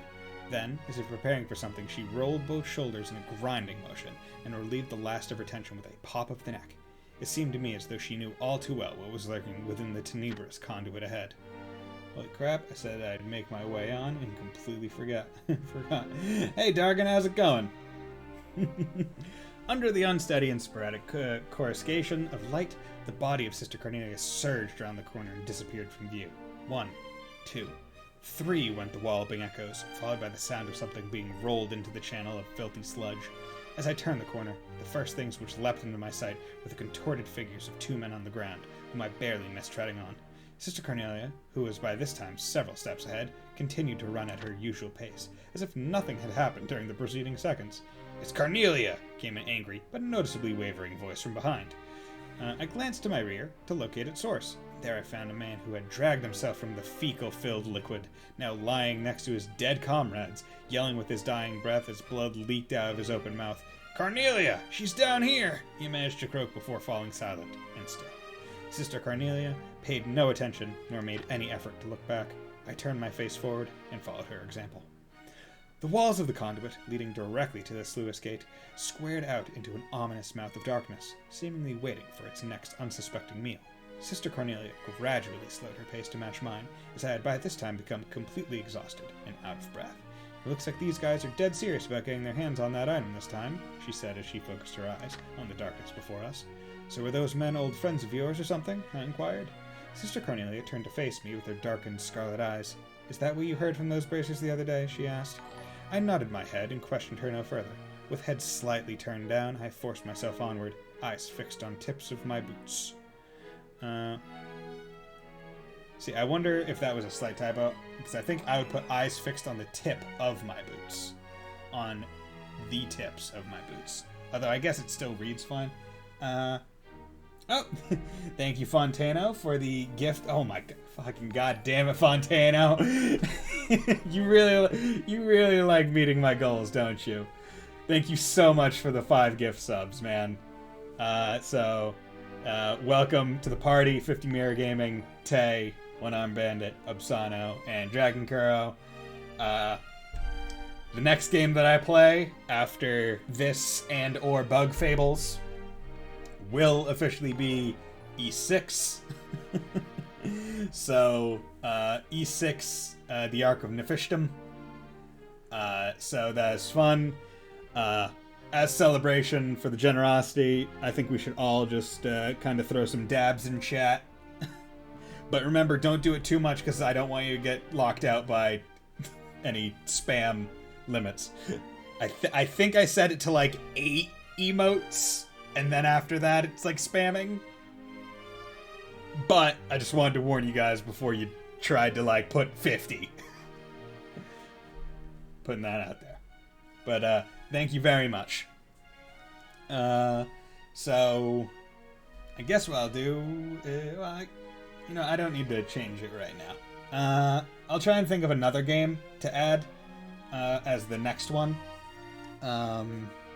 So that'll be fun. See, the funniest part was I was thinking, you know what? Maybe after Bug Fables or Trails, what I'll do is I'll go and play East Origins, but play the first game. That'll be fun. And then if it gets meta, I'll play E6 after. I guess I'm reversing that order now. Unexpectedly, Sister Cornelia opened her mouth and said, "Do you remember that woman you had a run-in with back at the inn?" I nodded slightly. "The whole reason I gave up my life as a mercenary was because I didn't want to meet a tragic end like that," she continued. "A life of no meaning, forgotten by all." Next game, Sekiro. Oh god. I think if I do Sekiro, it's not going to be me playing through the game. It's me just trying to beat all the bosses again. I think that's what I'll limit it to. Because there's a lot of like in-between stuff in Sekiro. They have to do mini bosses and all that stuff. And it's really good, and I would highly suggest playing it. Because out of all like the Soulsborne-esque games, Sekiro is probably one of the easiest. Because if you just turn on your mind and say, this isn't a Souls game, it's just a rhythm game, then it gets like a lot more sensible. You're like, oh, okay, I just need to, basically do the rhythm with the block. But if I do Sekiro, it will just be the bosses. But I sucked at Sekiro. So you keep playing and you get better, god damn it! No. I mean, it's like Souls games, Sekiro, like, games aren't for everyone. I don't play rhythm games. I suck at them. Like, it's not in me to play rhythm games. Just like it's not in me to really play fighting games. However, if there is rumored to be a lot of Persona announcements, or at least Atlas announcements, or because of like the anniversary coming up. So if they announce a Persona 5 fighting game, I might have to get it and play it. Because I really like Persona 5. Just thought I'd joke about yesterday. 0% seriousness behind that, and you know that. Of course I know that. Of course I know that, Dargan. When are you ever serious? Farlance! I looked up at Sister Cornelia, and seeing a slight show of emotion in the side of her face, heard her repeat the same line of words a few times more before finishing her thought. If I'm going to cash in my life's chips, then I think it's best that I fight for something worth fighting for. At least that way I'd be able to leave a legacy of my existence behind. Thanks for the gift sub. Yeah, Deb! Deb, you know what? Yay! That turned out great! Toa! I still need to get more voice lines of, like, other Toa things, and maybe other lines as well. I just have one. And that's the only one I have on cue. Maybe I should get some of those meme sound effects. Like those. But I'll have to figure those out later. Taking in her words, I ran steadily beside her as I felt a sense of nondescript apprehension slowly begin to creep over me. During the short intervals between breaths, it suddenly seemed as if I were hearing the faint sound of sloshing water from behind, which caused me to prick up my ears and turn my head in its direction. So you noticed it too, huh, Toby? Sister Cornelia slowed her step until finally coming to a complete stop. They blockaded us from behind, so there's no turning back now, she said, the direness of her situation heavy in her voice. We had arrived at an intersection where the conduit we were in and another crossed paths, and just beyond the wide, fetid flow of sewage water before us, I could see the dimly lit sluice gate. I passed my back against the damp bricks of the nearest wall and for a moment tried to catch my breath. They're probably lying in wait for us, Sister Cornelia says stolidly, after glancing across the flowing sewage of the merged channels, and then turning her head to the rear and narrowing her eyes again. And, unfortunately, this time, we won't be able to circumvent them. With a sound of composure, revealing her utmost resolve, Sister Cornelia took in a few deep breaths. I laid hand on my orbment, gripping it in the palm of my sweaty hand, and then wrapped the strap of my bag securely around my opposite wrist. And as always, Sister Cornelia checked her boots before standing, upright. Then, taking a few steps back and holding my breath, I raced forward and darted into the Stygian flow of waste. Okay, so we got 2 more. Time to go find the maid. Oh, it's you. What? Oh, fuck. Colonel Richard. Haha, thanks to Stella and Joshua. This is our first opportunity to truly speak face to face, I believe. The last time we saw one another was right after Mayor Dalmore was arrested, wasn't it? I'm honestly surprised that you remember us. I realized that we exchanged a few words, but you made quite an impression on me. My curiosity was piqued, so I did a bit of checking up on you. I was quite surprised to learn that you were the children of Colonel Cassius. How'd you find that out? Haha, please understand, I'm not trying to show off the Intelligence Division's capabilities. I'm greatly indebted to him from our time together in the Army. Indeed, more than words can probably express. Might I persuade you to stay a while and talk? I've been hoping to speak with you for quite some time now. Huh? Pardon me, Colonel, but don't you have a meeting with His Grace? I don't mind being a bit late. Ah, yes, if we're going to talk, why don't we use the lounge inside? I'll mix up a couple virgin cocktails. I'll prepare them, sir. No, that won't be necessary. I want you to go to His Grace and inform them I will be delayed. Yes, sir. God, she is a possessive, jealous bitch. Gulp. Gulpity. Pardon me, then. See, you know whose voice I could imagine her being? Jessie from Pokemon. Like, I could imagine her as the voice for Captain Almatea. Now then, shall we retire to the lounge? Please, follow me. Joshua, what would you do? I don't see where we have much choice but to follow him. We'll be a little late, but we can talk to the head maid later. Oh. I met Cassius shortly after I graduated from the military academy. I was assigned to a mobile unit that was under his command. And since that time, I have found myself in his debt again and again, both personally and professionally. He did? And, what did you think of him at the time? To put it simply, he was a hero, and a master swordsman to boot. No matter the scenario, he could find a way to handle any number of battlefronts in every direction. It wasn't just a matter of sheer tactics. He understood and could direct high-level strategy as well. You two twerks need to leave my man the feck alone. Yeah, right? Quite simply, he was a man without peer. If I didn't know better, I'd say we were talking about 2 different people. So you were with our father during the 100 Days' War? Yes, he was my commanding officer. Even now, I can still vividly remember the excitement that filled me as we executed his plan that turned the war's tide. Flipped him. Anytime I get to talking about those days, time just runs away with me. But this much I can tell you. If Cassius Bright had not been part of the Royal Army, Liberal would now be part of the Erebonian Empire. No way! That's kind of hard to believe. Well, as a hero, he had a knack for doing unbelievable things. He left the army immediately after the war, declining even a medal from the Queen, so few know of his achievements. But inside the army, many soldiers still hold him up as the prime example of what a hero should be. He never said one word about any of this to me.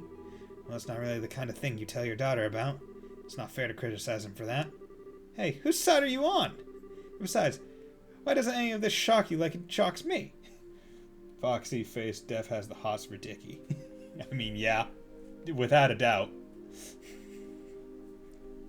You know, I am willing to bet that she has hand-sewn a body pillow in the likeness of Colonel Richards and does activities every night with it. Did you already know about all this or something? Well, I didn't know that he was Colonel Richards' superior officer. The rest I knew about. Vaguely. Vaguely? You're an accomplice? Hey, calm down. It's not like he told me any of it, I just figured a lot of it out. He told me he didn't feel it was something worth going out of his way to tell others about. I just don't get it. When he comes back, he is so in trouble. Please excuse us. We didn't mean to interrupt. No. Seeing you like this is actually a bit of a relief. When I found out that your father was intending to leave the military, I desperately tried to stop him. But it seems that by leaving, he did what was best for himself after all. After losing his dear wife, maybe being with you is all that he could help him recover. Colonel Richard. Now then, I thank you for taking the time to come here. I really can't keep the Duke waiting, so I'm afraid you'll have to excuse me. Oh, alright. Apologies for making you so late. Not at all. You both have told me the one thing I wanted most to know. And thus, I have no regrets. Huh? How's that again? I'm sure we'll have a chance to speak again soon. Cassius might even be with us then, to share in the stories. The plot thickens as he foreshadows.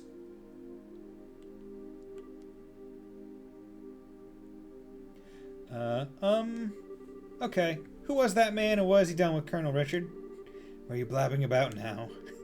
It's just that it's weird to hear him talking about Dad that way. I wasn't expecting him to be so, well, nice. True. Doesn't seem all that villainous anyway. Even so, it's pretty much a foregone conclusion that he's got something up his sleeve. For now, we should probably put the issue of Dad aside. Yeah, I guess you're right. And I hate to say it, but I think he might have been playing nice, just because he could get something out of it. He's an intelligence officer, so he probably thinks that fooling a couple of kids is as easy as it could be. Don't you think that's going a little too far? You might be right. Let me be the one who's mistrustful of others. You should just follow your instincts and believe whatever you think is right. Huh? But make sure you're prepared for anything. Don't let your guard down. I'd say Brace's job is pretty much that, in fact. Okay, I got it. I'll keep it in mind. Thank you, Estelle. Thank you. What the heck were you thanking me for? Anyway, we need to go back and see Hilda. She's probably sick of waiting for us. Yeah, she'll be in the maid quarters. Gotta go fast. Need to save.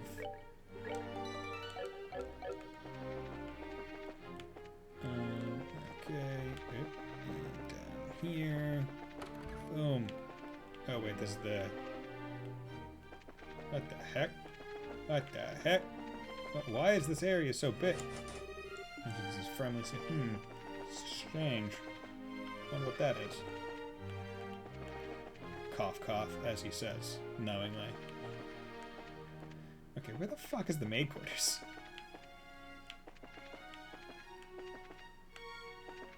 God damn it. It's the dinner table. Oh, there we go. Okay. There you are. I've been waiting for you. You're awfully late, aren't you? Sorry about that. You kinda got caught by Colonel Richard. Did you now? He had some things to tell us about our dad. I don't think he has any idea what we're up to, though. I see. Ah, yes. That letter of introduction did mention that you were Mr. Cassius's children. I can understand at least some of how Colonel Richard feels. Oh, do you know our dad, too? He used to come here when he worked as General Morgan's aide-de-camp. I'm told that he was a school friend of the late prince's. Her Majesty's son. Late prince?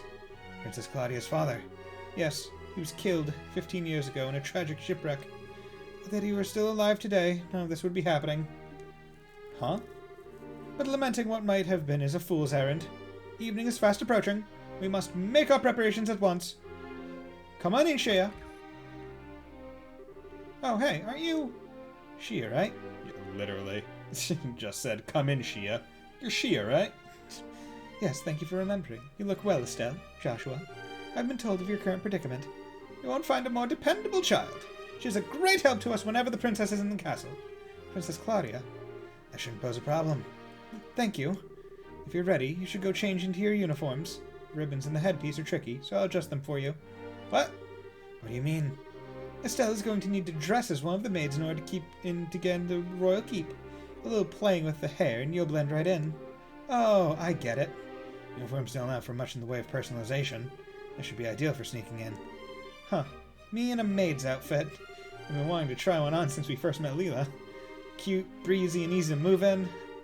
Well, if our uniforms weren't easy to move in, they'd make the cleaning much more difficult. I thought so.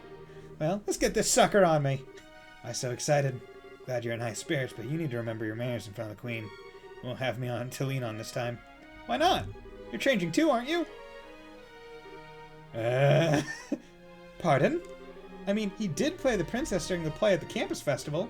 Is there really that much of a difference between the fancy dress and a maid outfit? That's different. It was a play. I can't appear before Her Majesty in woman's clothes. Oh, you'll be fine. It's not at all shameful or anything. Besides, you made such a gorgeous princess. Not this again. Cut the jokes, will you? Hilda, Shea, help me out here. Say something. Say something, I'm giving up on you. Anyone? I see. That shouldn't pose a problem. Shea, don't you have that extra hairpiece designed for the princess? Yes, it's never been used, though. He has that full dark hair, so it'd probably look good on him. Half Joshua. Press have to pay respects. Hey, hold on a second. Well, it looks like a 3-to-1 vote. Majority rules. This way, please. We can use this as a changing room. Wait a minute. I don't remember ever agreeing to changing. No. No! You old bitch. Alright. If I have to change, I can do it myself. Shea, you're not planning on using makeup too, are you? Kids these days.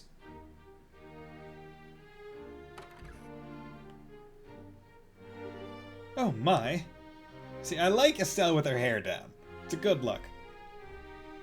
Ta-da! What do you think? I think it suits her very well.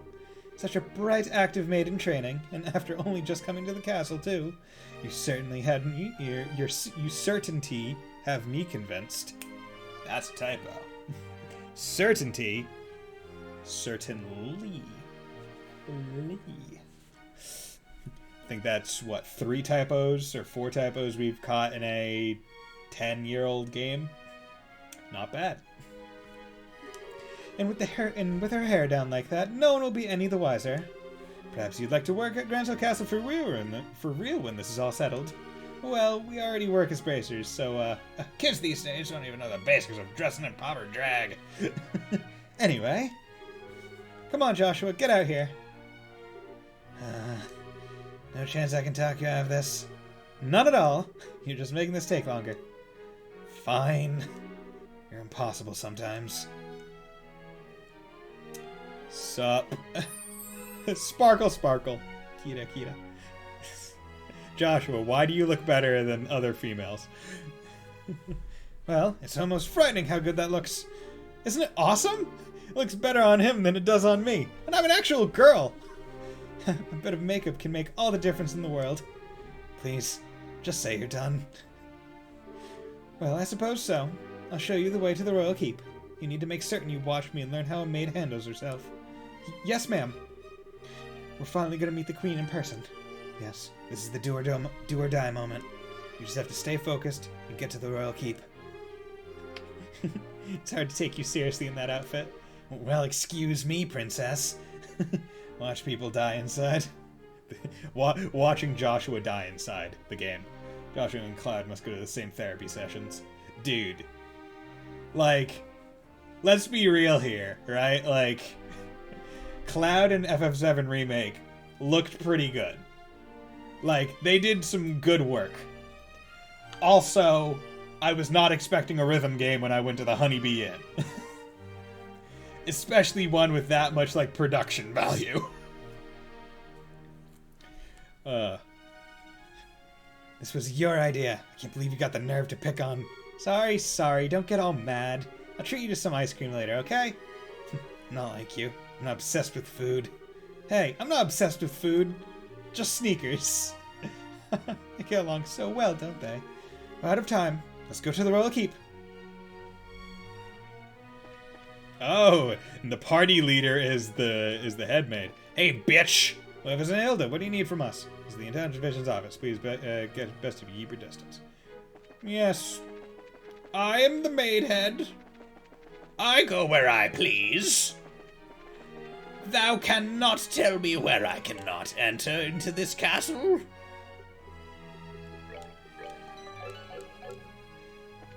Yea, verily. But before I go any further, I am going to eat some more Hershey's chocolate. Interesting thing for those of you who are not from the United States, or who don't know this little tidbit, basically, because the U.S. Is generally warmer than other places like Europe, the chocolate in the U.S. has an added ingredient to raise the melting point, so it doesn't melt in transit or in like stores and stuff. And the chemical composition is similar to the bile in human stomachs. So, oftentimes people from Europe, where that compound is not included, will often say that American chocolate tastes like bile, because not having it in there would accentuate the taste when it is present. However, because I've been eating American chocolate my entire life, because obviously I'm American by everything about me, I don't taste it. But it's a neat tidbit, isn't it? Knuckle Dave just dropping the fact that he's European can eat Swiss chocolate all the time. Meanwhile, I got Hershey's chocolate I think I bought from a Walmart. Well, actually, no, I didn't even buy it. My godmother and aunt gave it to me because she's a saint.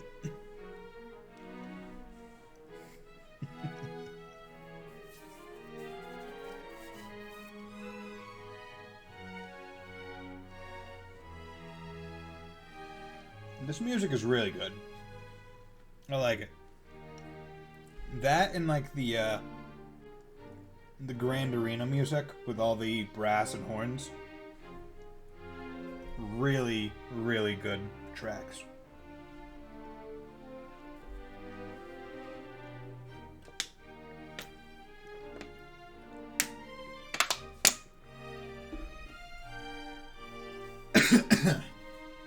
Okay. I actually want to check. Okay. So to Queen Elisa 6.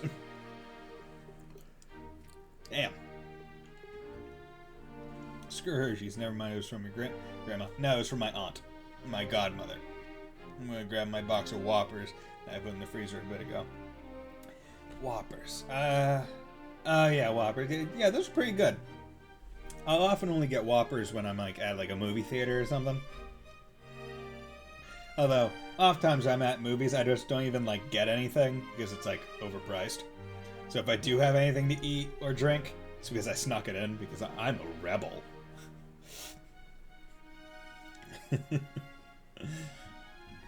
I'm so bad. I'm bad to the bone. I sneak food into movie theaters. Look at how rebellious I am. You wouldn't believe it. I'm gonna go to jail. Hilda, sneaking candy to a movie theater is default American. Yeah, it is. One cannot claim to be American until they sneak in something that is not supposed to be in a movie theater to a movie theater. What business do you have with Her Majesty at this hour? I'm bringing some tea and spoons at her request. The current situation means that Her Majesty is denied the right to even go about her daily life as she wishes, after all. Such harsh words. Who are these maids with you? I don't recognize them. Her Grace ordered me to hire on some additional staff to help. They've only just arrived at the castle today. Really now? Hey, you're pretty cute. Thank you. Bows. Huh? Why do I get the feeling we've met before? Crap. Don't you stare so hard at Do you stare so hard at every young lady you see? I do hope you're not thinking any untoward thoughts. I rather think that His Grace and the Colonel would disapprove. Hey, it's not like that. We're the elite of the Royal Army. We wouldn't do that. All's well then. Also, it's funny that my Target has a movie candy section of the sugar aisle. Like, what candy isn't for movies? Okay, but seriously, like, you know what candy that I haven't had in a long time, but I really love and fuck with? So if you go to, like, like the gel, like, they're not, like, they're gummy oranges, kinda. Like, they got a different consistency than gummies, because they're a lot thicker. But they're, like, sugar, like, sugar-coated and, like, orange-flavored, like, gummy things, like orange slices. And I would often get them for, like, a bag for, like, $1 at CVS. And those are I really enjoyed those, but they are quite literally just sugar. So I haven't bit the bullet and bought one in quite a while, like years, honestly. Maybe I'll do that. Tomorrow's Sunday, after all. Now, will you please allow us to pass? Pardon us, ladies. Please go on ahead. Don't want anyone thinking that we're trying to sleep with you guys. Phew, that was intense. Thanks, Hilda. You're a real lifesaver. Yeah, that was really well done. I'm just glad I could help. Now then, are you planning to change your clothes before going to see Her Majesty? If you'd prefer, I can show you just the way now. I think I'm okay as is. Boy clothes. Now. I know what you're talking about, and they're just called orange slices. That's not confusing at all. Right? Like, because I know that they're called orange slices. Because that's literally the thing on the back. Like, they don't have, like, a brand name associated with them for the most part. Like, the developer or the people that make them probably have a brand name, but, like, they're literally just called orange slices. And I was like, I can't say, like, oh yeah, when you go to CVS and buy orange slices. Because, like, you just think I was talking about the fruit. Which, surprisingly, I don't like eating, like... I like... Orange juice is pretty good. It's not my go-to juice. And I like the flavor of orange, but I do not like eating oranges. And that's the way that with, like, quite a few fruits with me. Like, I like raspberries and cranberries, and I like the flavor of blueberries, but I don't like eating the actual berry. For what, like, and each one has different reasons for why I don't like it.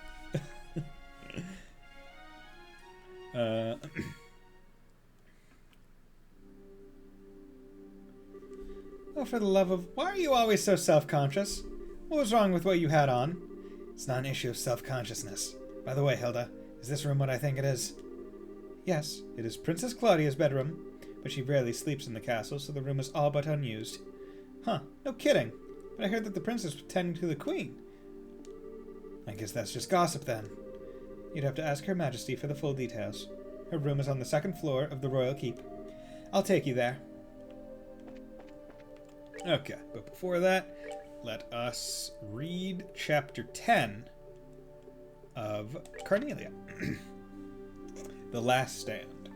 Sister Carnelia made such haste as she aimed for the path on the opposite side of the sludge-filled channel that I could have sworn she was actually running on the liquid surface, based on my observation of the minuscule spatters her feet produced. And of course, she passed me by in the blink of an eye, the space growing wider and wider between us as I continued to trudge my way through the filthy muck. Flashes of magic erupted from the darkness by the sluice gate and ripped through the air in rapid succession, but none of them could overtake the speed at which Sister Carnelia moved. In an unyielding offensive by the shadowed aggressors, the settled feculence in the depths of the channel was thrown up in the form of a powerful tsunami, and in the instant before clearing myself from its destructive path, I feared that the terrible wall of sedimented filth would crush me under its weight and bring me to an unsightly end. With a mid-air spin to avoid the last of the oncoming magic, Sister Carnelia flew to the opposite side of the channel with incredible speed. Hurdling the wall of piled-up sandbags behind which the attackers took cover, she whirled her arms in a ferocious onslaught. One by one, like a row of pins being struck by a weighted object, the line of standing Jaegers crumbled to the ground. Sister Carnelia's attacks were like a whirlwind of death, blurry with the speed at which they struck. They came in advancing at inconceivable angles, puncturing throats, slashing open arteries, and then they were gone. So it was that when I finally reached the cobbled path beyond the stagnant channel, not a soul was left standing beside Sister Carnelia and myself. Damn, she's just killing a whole bunch of people. Love it. The cathedral is at the end of a ladder just beyond this gate, she indicated as she flicked dripping blood from her fingers like a child who forgot a handkerchief to dry her wet hands. Her eyes shone with the afterglow of battle. The Jaegers can't be far behind, so we'd better hurry, she warned, and as if to punctuate her warning, the deep sound of numerous feet kicking up water as they advanced toward our present location had now become clearly audible to my ears. Stepping over the handful of Jaeger corpses lying scattered about behind the wall of sandbags, we made our way for the dry bed channel which lay ahead of us. I placed my hands on the slightly damp stone floor of the empty channel and crawled through the half-open door of the sluice gate. A falling water droplet struck the nape of my neck as I passed through the cramped opening, causing me to stop dead in my tracks. In the moment that followed, I recognized the sound of an orbment overhead on the verge of discharging a burst of magic.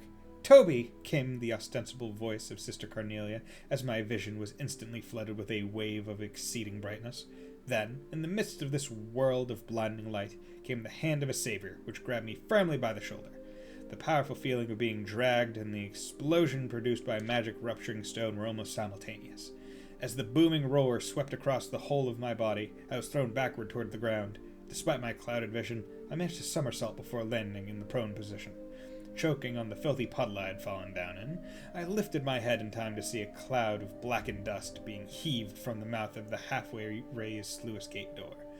And, as if my worst nightmare had now become reality, I watched as one after another the blockading Jaegers emerged from the smoky cloud, each bearing a glinting blade. I floundered about on the slippery mud and watched as their ranks sprang into action and closed in, their rugged facial features now visible to my eyes.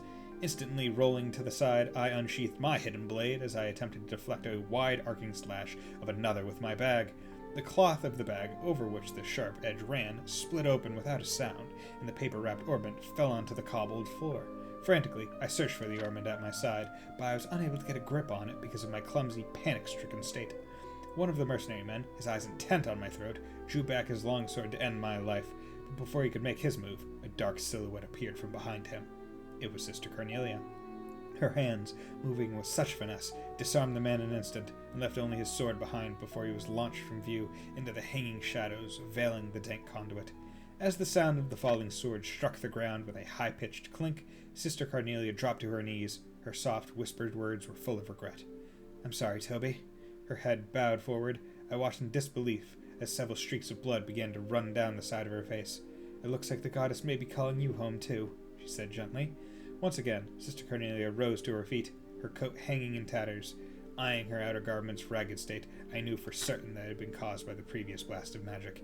In order to protect me from harm, Sister Cornelia had willingly used her body as a shield to absorb the brunt of the force, and now a stain of effervescing crimson blood had begun to seep through the cloth covering her breast. There's a canon manga called Ring of Judgment, which expands Carnelian Co. Oh, okay. Set between Sky the Third and Trails from Azure. Oh, okay.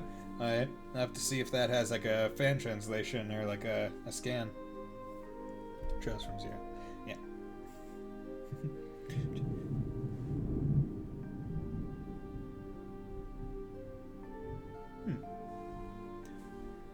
Loud noise outside. I swiped up the artifact which had tumbled to the ground from the hole in my severed bag and tore away the wet paper which covered its surface. Then, with the cold lump of metal in hand, I placed it atop my orbment as I gripped them both tightly together. The sound of footfall from the Jaeger Corps had by now subsided. They stood in a cluster with their swords drawn, effectively blocking any possible escape through the sluice gate. Sister Cornelia let out a shrill cry, and I, as if taking the sound to be a command to attack, unleashed the energy pent up within my orbment. The device roared, and at the instant the magic was discharged, I felt an immense wave of searing heat graze over my cheeks as my entire body was immediately blown backwards by its powerful force. Stunned, I collapsed onto the floor. When I finally forced open my eyes, I could see Sister Cornelia standing above me, with her back turned to face me. Her right arm had lost all strength to function, and hung limply at her side. Dazedly, she slid to her knees and slumped onto the ground before me. There's also Lu's Monogatari, which expands on Lu and Luve. That's it. Luve and Ouroboros, also canon. Okay. Once again, I'll have to find those. I pulled Sister Cornelia close to myself, and, hugging her tightly, blasted the pack of assailing mercenaries with an instantaneous wave of magic. But then it was all over, my last stand ending as soon as it had begun. Countless razor-sharp sword tips stared down at us from all sides. Convinced that I had finally reached my life's terminus, I raised my right hand, and while placing a false hope in my orbment that it could somehow protect us, I activated it, the last of its energy being consumed as it was drained to empty. Whirling arrow blades spun around us as I closed my eyes and accepted my fate, and behind my darkened eyelids, an endless realm of whiteness began to spread out before me. Okay, and then we have the finale. But that's not for right now. Okay.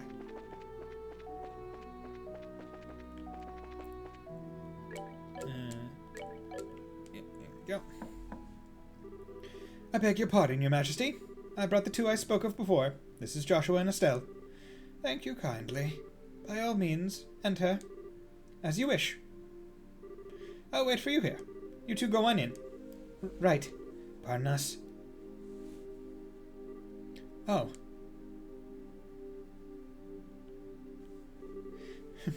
I bid you welcome. My name is Alicia von Oslis. I am the 26th monarch of the nation of Liberal. I'm Estelle Bright. I'm a junior bracer of the Bracer Guild. And I'm Joshua Bright, of the same affiliation. It is a great honor to meet you, Your Majesty. Estelle and Joshua, I've truly been looking forward to meeting you both. I regret that I cannot offer you proper hospitality, but I have prepared some tea. Please, have some and relax. I see. So Professor Russell asked you to bring me this information.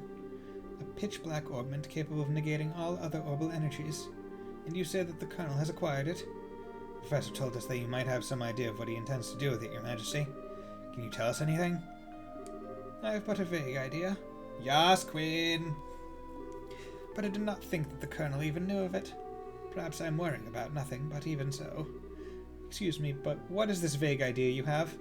I suppose there is no harm in telling you. Roughly 10 years ago, a massive orbital reaction was detected beneath Grancel. Professor Russell was the individual who came to investigate. This happened in the vicinity of the sewers? No, far deeper underground than that, in fact. Professor Russell was under the impression that it might be a relic of the ancients that still functioned. Wow. So it was a bona fide artifact, then. Most artifacts I know of have lost their function, like the mechanisms on top of the towers. But every now and again you find one that still functions, like Mayor Dalmore's family heirloom. And something like that is beneath Grancel? So what does that tell us about the gospel? Maybe it could be used to halt the artifact's functions? Could it do that? Yes. However, we are unable to establish the nature of the artifact, or indeed why it was buried beneath the city. But it is beyond my imaginings how the Colonel could know of its existence. Professor Russell's research on it was kept strictly confidential and off the record. I see. In any event, it seems likely that trouble is on the way. Honestly, just as I started to think maybe the Colonel might be a slightly nicer guy than we were giving him credit for. When someone's trying to stir up some trouble, that's when us bracers come in. We won't let him get away with whatever evil scheme he's trying to pull off. I'd expect no less from Cassius's daughter. You're acquainted with our father, Your Majesty. He was a friend of my late son's and a great savior to the nation. Even after he retired from the army, he would sometimes undertake requests for me. Really? I didn't know that. I imagine that there are a great many things about him that you do not know, including the precise role he played in the war 10 years ago. I assume you have not been told? Well, nothing super detailed. Perhaps then that is the role that I am meant to play. Estelle and Joshua, would you indulge me by listening to an old story? Oh yes, absolutely. It is no indulgence, Your Majesty. 10 years ago, in the spring, a tragedy occurred in the southern reaches of the Erebonian Empire. Its cause is yet unknown, so that is something I must omit. The Empire used that event as a pretext for the invasion of Liberal. So began the sad times that would become known as the 100 Days' War. Just as the Empire made its declaration of war, a massive military force breached the Haken Gate. In what seemed like scant moments, all of Liberal became occupied territory, save for Grancel. It is said that the invasion force was 3 times the size of the entire Royal Army. The reinforcements from Calvard were too late to stop their advance. It was but a matter of time before Grancel, too, would fall. But 2 months after the outbreak of hostilities, the war changed in a way that none could have imagined. Patrol airships had just been developed and were used to recapture Liberal's checkpoints, severing the Imperial Army's communications. The Royal Army then set about recapturing the major regions one by one using ships launched from the Leyston Fortress. Zeiss, Rouen, Bose, Roland. With their supply lines severed, the Erebonian forces occupying each region were swiftly crushed. And the one behind this plan for a counter-offensive was none other than one Colonel Cassius Bright. It was your father, who was General Morgan's right-hand man at the time, as well as Colonel Richard's superior officer. Afterward, with the intercession of the Bracer Guild and the Septian Church, the war was brought to an end. But it was at this time that Cassius lost what he treasured most in all the world. So the church got involved in the war and helped end it. Interesting. Lena, your mother, Estelle. That clock tower was destroyed in the Imperial Army's vain attempts to hold back the counteroffensive. What followed, I am sure you know. Cassius was not even able to be by his wife's side in her final moments. No, I had no idea. And he believed that the military operation that he himself had planned effectively caused her death. Blaming himself, he left the military and took up the path of the Bracer. All to stay with the only one he had left. You. And this time, he swore he would be able to protect those he loved. Dad, that idiot. It wasn't his fault that Mom died. How could he even think that? Estelle. Yes, you are correct. Given that all he lost was in service to his country, the responsibility falls upon me. And so, I am sorry, Estelle. I failed to protect your mother. I have wished to apologize to you for a long time. But you don't need to apologize. You've protected the peace of this country ever since the war ended. The peace that Dad and all the other soldiers who defended Liberal in the war fought so hard to protect. And the peace that Mom gave her life for so I could live in it. You have nothing to be sorry for. Estelle, you have a kind heart, and I am grateful. It gladdens my heart to have finally met you in person. Now, more than ever. Your Majesty, however, that is why I do not wish you to put yourself in danger. I would like for you to remove yourself from any dealings with this matter. What? But Julia, I mean, Lieutenant Schwartz, asked us to help you. I thank you. I am grateful for your willingness to do so. But if some tragedy were to befall you in Cassius's absence, I know of no apology that could ever suffice. I ask only that you go back to your home in Roland and wait for your father to return. But, if I may, Your Majesty, the peace that Dad restored and that you protect, though it has held firm, now trembles like a leaf in the breeze. Joshua, if the Colonel is able to use the gospel for whatever purpose he intends, and if he succeeds in making the Duke the new King of Liberal, then what will become of that peace? I ask only that you consider that. Your Majesty, right when we became junior bracers, we inherited a whole lot of work from Dad. After the Skyband incident, we got that letter in the package, and we've been running all around creation ever since. It feels to us like our dad's been nudging us in the back this whole time. That's why I want to defend peace, so that everyone we've met, and everyone we care about, can go on living secure and happy lives. Just like you, and just like Mom and Dad. I'm doing this because it's what I believe is right, and I really want to see it through. Estelle, it seems she was right about you. Huh? I too am ready. I would like for the two of you to carry my request to the Bracer Guild. Your Majesty, my liege, we will do whatever you ask. My request is for the Bracer Guild to rescue those being held captive by the Intelligence Division. God damn it, is it like thundering outside or something? It has to be, right? Didn't even know it was supposed to rain today.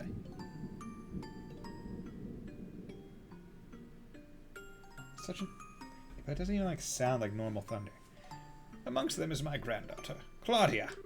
Haha, so the princess is being held captive somewhere. Yes. This coup d'etat started when I backed her as the successor to the throne. In other words, Duke Dunan was out of the running.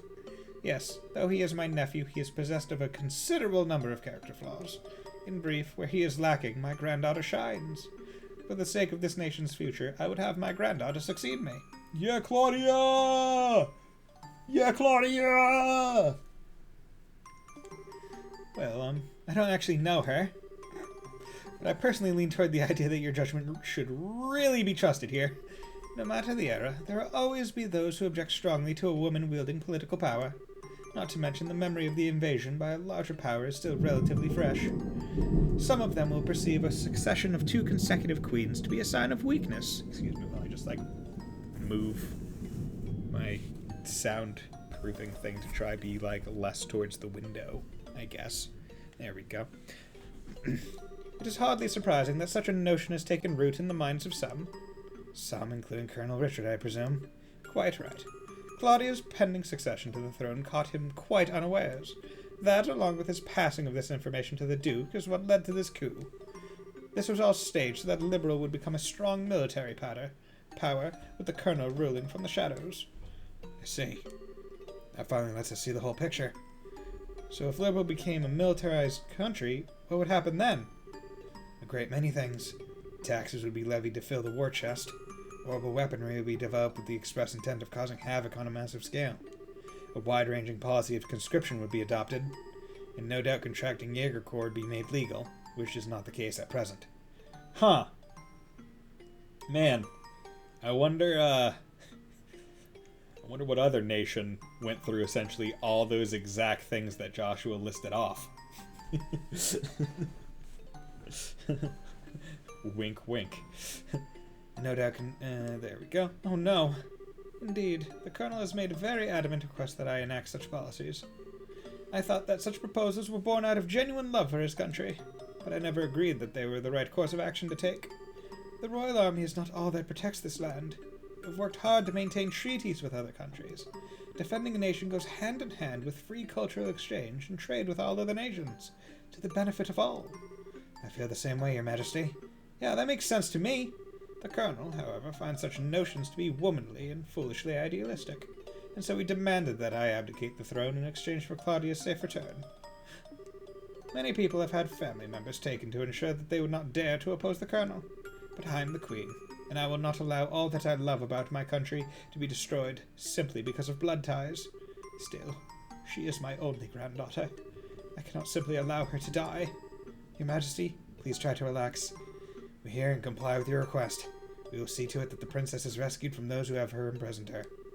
Thank you, both of you. With that reassurance, I will do all I can to oppose the Colonel's demands. Have you any other request, Your Majesty? Gospel still has to be dealt with, and I don't think we should just leave you here. I appreciate your sentiment, Estelle, but the present state of affairs is not contingent upon my freedom or imprisonment. The Gospel shall continue to weigh heavily on my mind for a great many reasons. For my part, I will attempt to ascertain the Colonel's true intentions with it.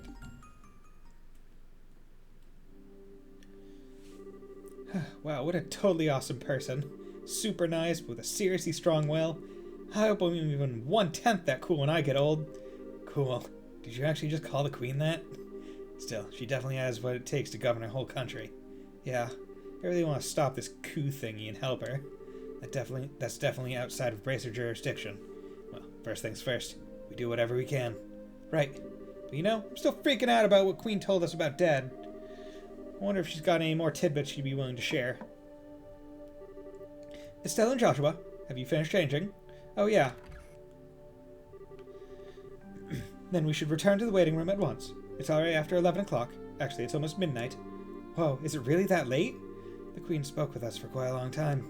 If we stay any longer, it's apt to make the guards suspicious. We gotta get the hell out of here, man. We gotta get the hell out of here. We don't want the gods to be suspicious of us. We can't risk it. We can't risk it for the Trisket. You going home for the day, Miss Hilda? Yes, I believe so. Just be sure not to do Her Majesty any further discourtesy.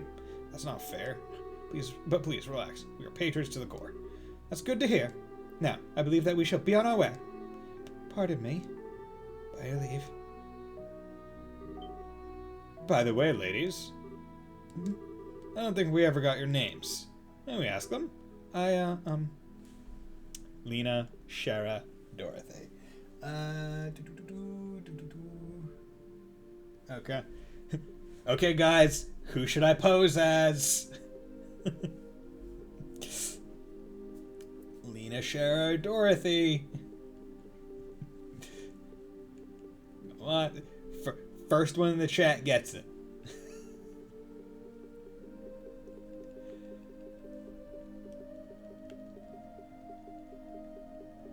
Dorothy! Yep, there we go. That's a very modern name. Pardon my saying so, but it just doesn't sound right for you. Ain't that the truth? And how about you, miss? You may call me Karen. Or Karen. Karen, you say? It's a very pretty name. You're too kind, sir. I'm rather fond of it myself. Are you now? Oh, right. We're with the Special Ops. My name is... I think that's just about enough. I sense ulterior motive at work. No, I mean, at least not from us. Please be safe on your way home.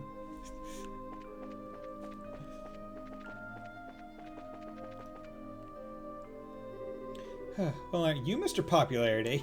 It was like their eyes all changed when you told them your name. Karen! The memories! Hey, it was not. I didn't see you shying away from joining in the conversation. Sure, but that doesn't mean I wasn't nervous. Kind of lost all my confidence there.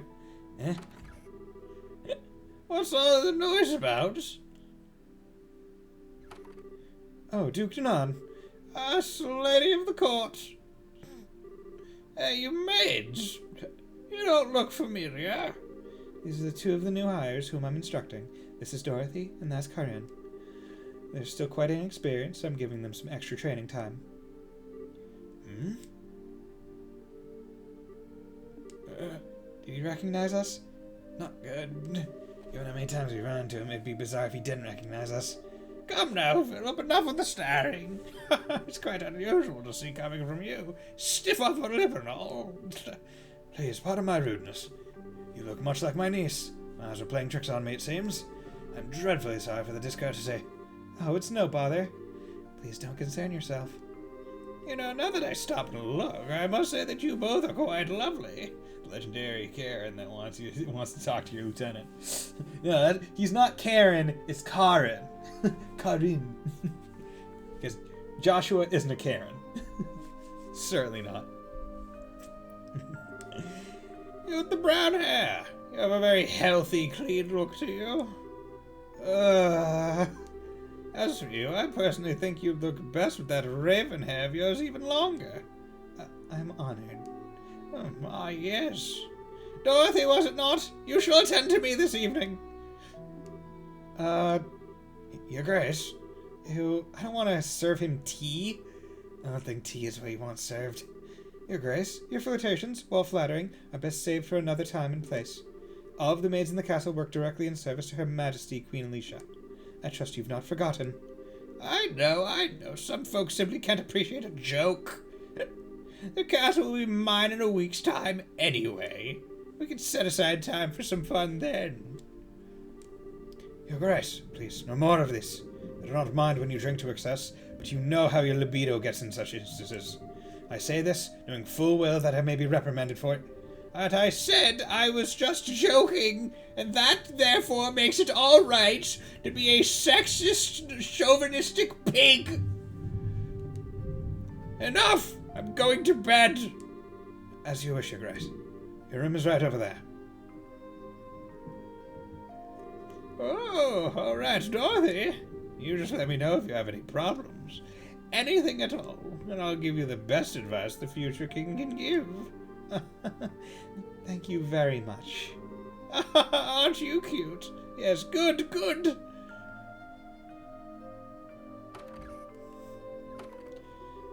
I apologize unreservedly for all the fuss. His Grace will likely remember nothing of this come the morning. Please set your minds at ease. I should certainly hope so. I'm truly sorry.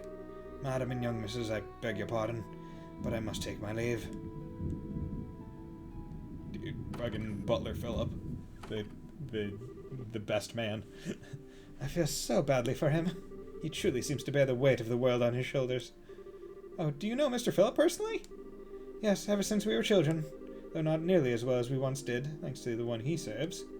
I see. He sure seems like he's nervous all the time, doesn't he?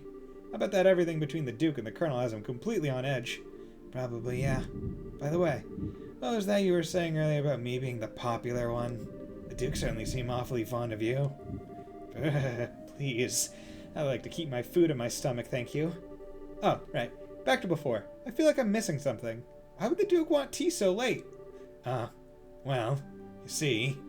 Estelle, allow me to elucidate the matter of tea and why gentlemen should never request it in polite company. Huh? Come closer. Whispered something into ear of Estelle. He's asking you to fuck him. Oh. Now do you understand? Yes. Hopeless. Completely hopeless. Thanks for everything, both of you. I love Estelle. Please, feel free to clip out that thing and make a soundbite of me whispering, he wants you to fuck him. Because that would be wonderful to just have on a soundboard. It wouldn't be. I would never press that button. Because that's a weird button to have. And also isolating the sound would be quite difficult given that there's background music. But, regardless, moving on. If not for you, I don't know what we'd have done. Please, it was the least we could do in Her Majesty's service. I will ask that you only complete the request she made of you. I feel the same way. I beg of you, do everything in your power to save the princess. Oh, are you one of her royal retainers? Yes, I regret that I rarely get the chance to serve her directly. She's so kind and open. She always treated me more like a friend than a servant. The thought of her being held captive keeps me up at night. I understand. Well, you can rest easy now that we're on the job. We'll save her. Shall we be going? So, do I now have... Boom. Okay, I should probably save. Okay, so where am I going now? Need to find someplace to go. Maybe back to the room? What, might I inquire, are you doing at this late hour? Ah, fuck. Heading back to our room? Captain Amathea. Good evening. I realize that you've been invited here, but don't you think it's a bit late for you kids to be out walking around?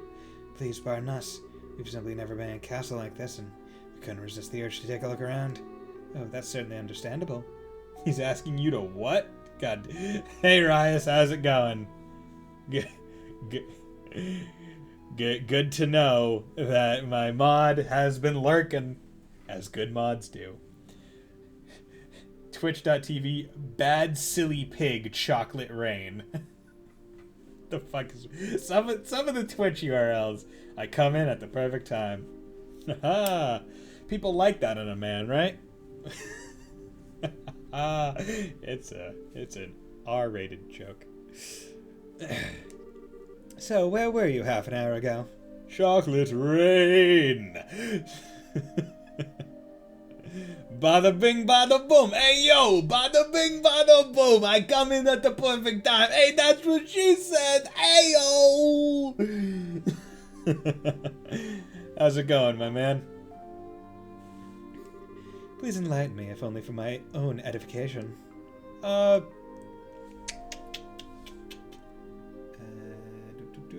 At the liberal service, kitchen, maid quarters, administrative room, royal guard room, cellar. Should I be honest here? Like, does it matter? Like, I have to imagine it's one of these top two. Like, because I feel like the kitchen response is, yeah, we got hungry. It's Gucci just stopping by before settling in for the night. Nice. Thanks for dropping by, man. Dab, dab, dab. You missed Fontano, the mad lad, gifting 5 subs to meet the East playthrough goal. So, you know, fun times. The absolute mad lad. I'm thinking the next time, I think I'm going to adjust the sub goal bar to be less tall and more wide. That way it's a bit more, it's not as like blocky. Because I originally made it so it would like take up like the entire red thing, but I don't think I like it very much like that size. So I think I'll just elongate it.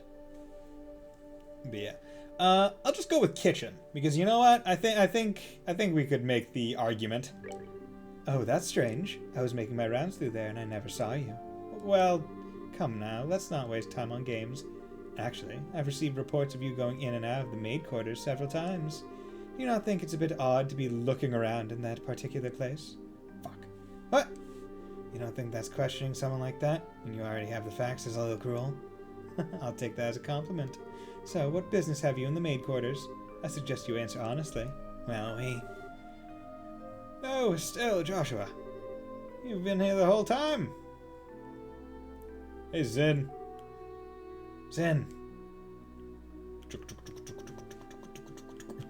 Gulp, gulp, gulp.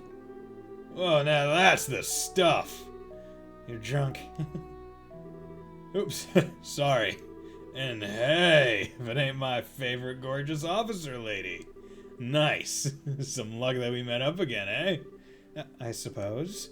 So, what's going on? Are my students here causing any trouble? Students? No, it's just that they were in the maid quarters for a while. I merely want to know their business simply as a security precaution. Yeah, I totally get you. I just sent them off to find some munchies to go with my booze. Hey, Joshua, you kids find anything to eat? No, the cooks aren't back yet, I guess. We went to ask the maid if there was any way we could get our hands on something, but no luck. Ah, oh well. I guess I'll have to do without, I guess.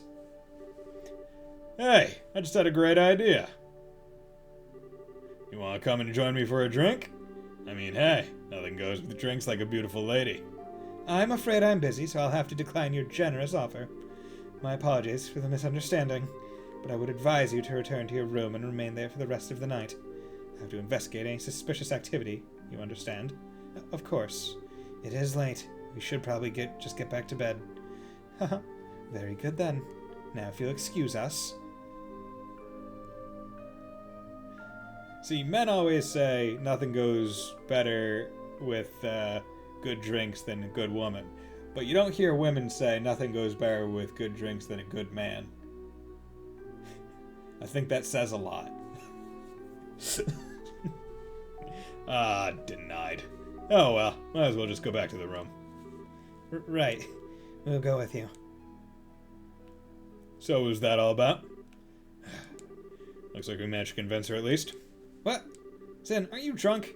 I was acting drunk. I haven't had a single drop. No way, your face had even gone all red.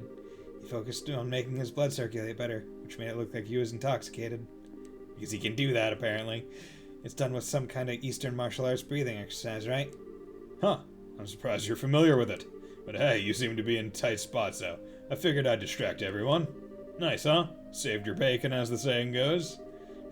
You are an evil, evil man, Zen. Okay, sure, you did help us out, but you also surprised the hell out of me. Haha, sorry about that. So, what's the story? What story? I would have thought it'd be obvious. The story of you meeting with the Queen. Whoa, wait, what? How did you... Did Alan tell you something about this? Actually, I couldn't get him to tell me anything. But now I know anyway, don't I? Ah, fuck. With that prior knowledge, there's no way you could have just guessed. So how much do you really know? Haha, guess it's finally time to show you this. Produced the letter from his pocket and handed it to Estelle and Joshua. What's this? I know this handwriting. Well, don't just stand there. Read it.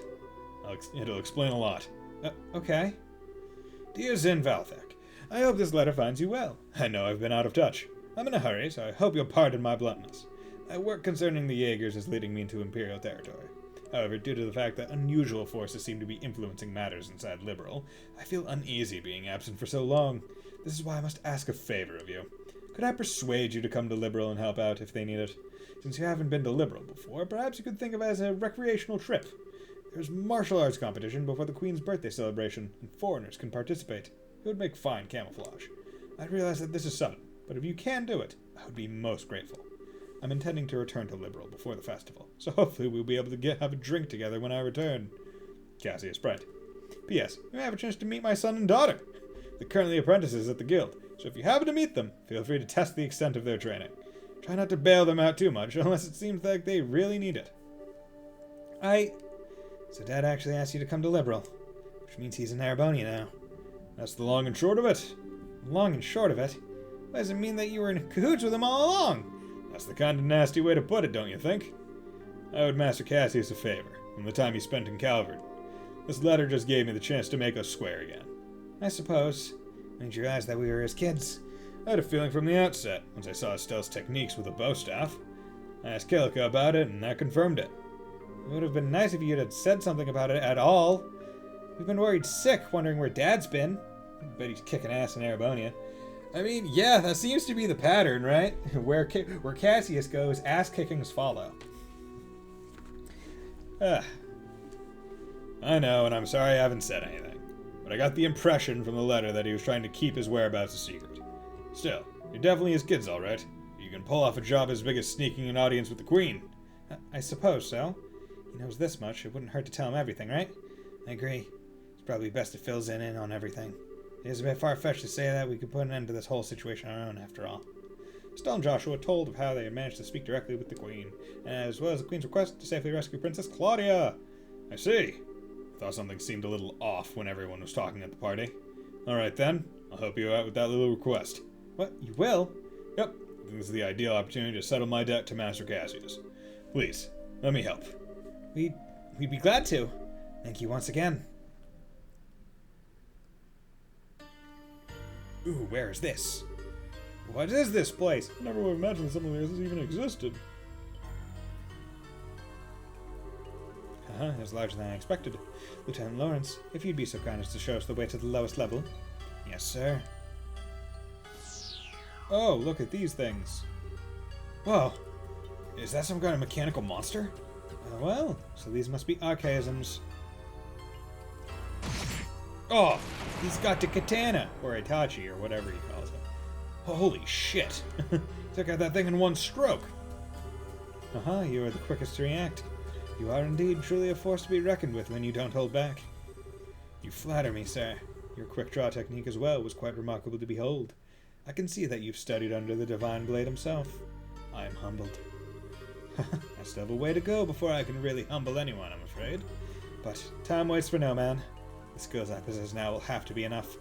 My strength may be meager, but I must forge this kingdom's future with my own two hands. My brave men, the way to the ultimate power is open. A bright new dawn approaches for our beloved Liberal. I expect only the best of each of you. By your orders, sir. We of the Special Ops will work as one for the Colonel. For the glory of Liberal! For the glory of Liberal! Weeb Squad moment? Yeah, Weeb Squad moment. Look at this weeb with his goddamn Tachi.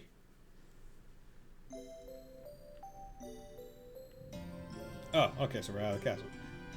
I understand the situation. We've both performed admirably. I'm amazed that you're able to deliver the President's message to Her Majesty in person. We just got lucky is all. The real question is, how much longer is luck going to be on our side? Yes, we're really going to have to stay focused. You understand that alright, and there's nothing more that I need to tell you. In any case, we consider Professor Russell's request to be fulfilled. Please accept this as compensation for a job well done. Job's completed. 69! Whoop whoop! 10 plus 8. First class. Now then, Zin. It was pure providence that Cassius invited you here. We need the help of an A-ranked bracer like yourself. No need to even ask. Hey. Even if I didn't have a debt to repay to Cassius, couldn't possibly stand by idly in a situation like this. I'm with you until the end. I knew we could count on you, Zen. By the way, what's this A-rank business? It's a rank that signifies a full-fledged bracer's full power. There's 7 ranks, ranging from G on the bottom up to A at the top. So he's the highest rank you can get? Wow, I never knew you were such a badass, Zen. Well, I may be an A rank, but I'm still an underling, so to speak. There are 20 A rankers across the continent. But above that, there's an informal S rank.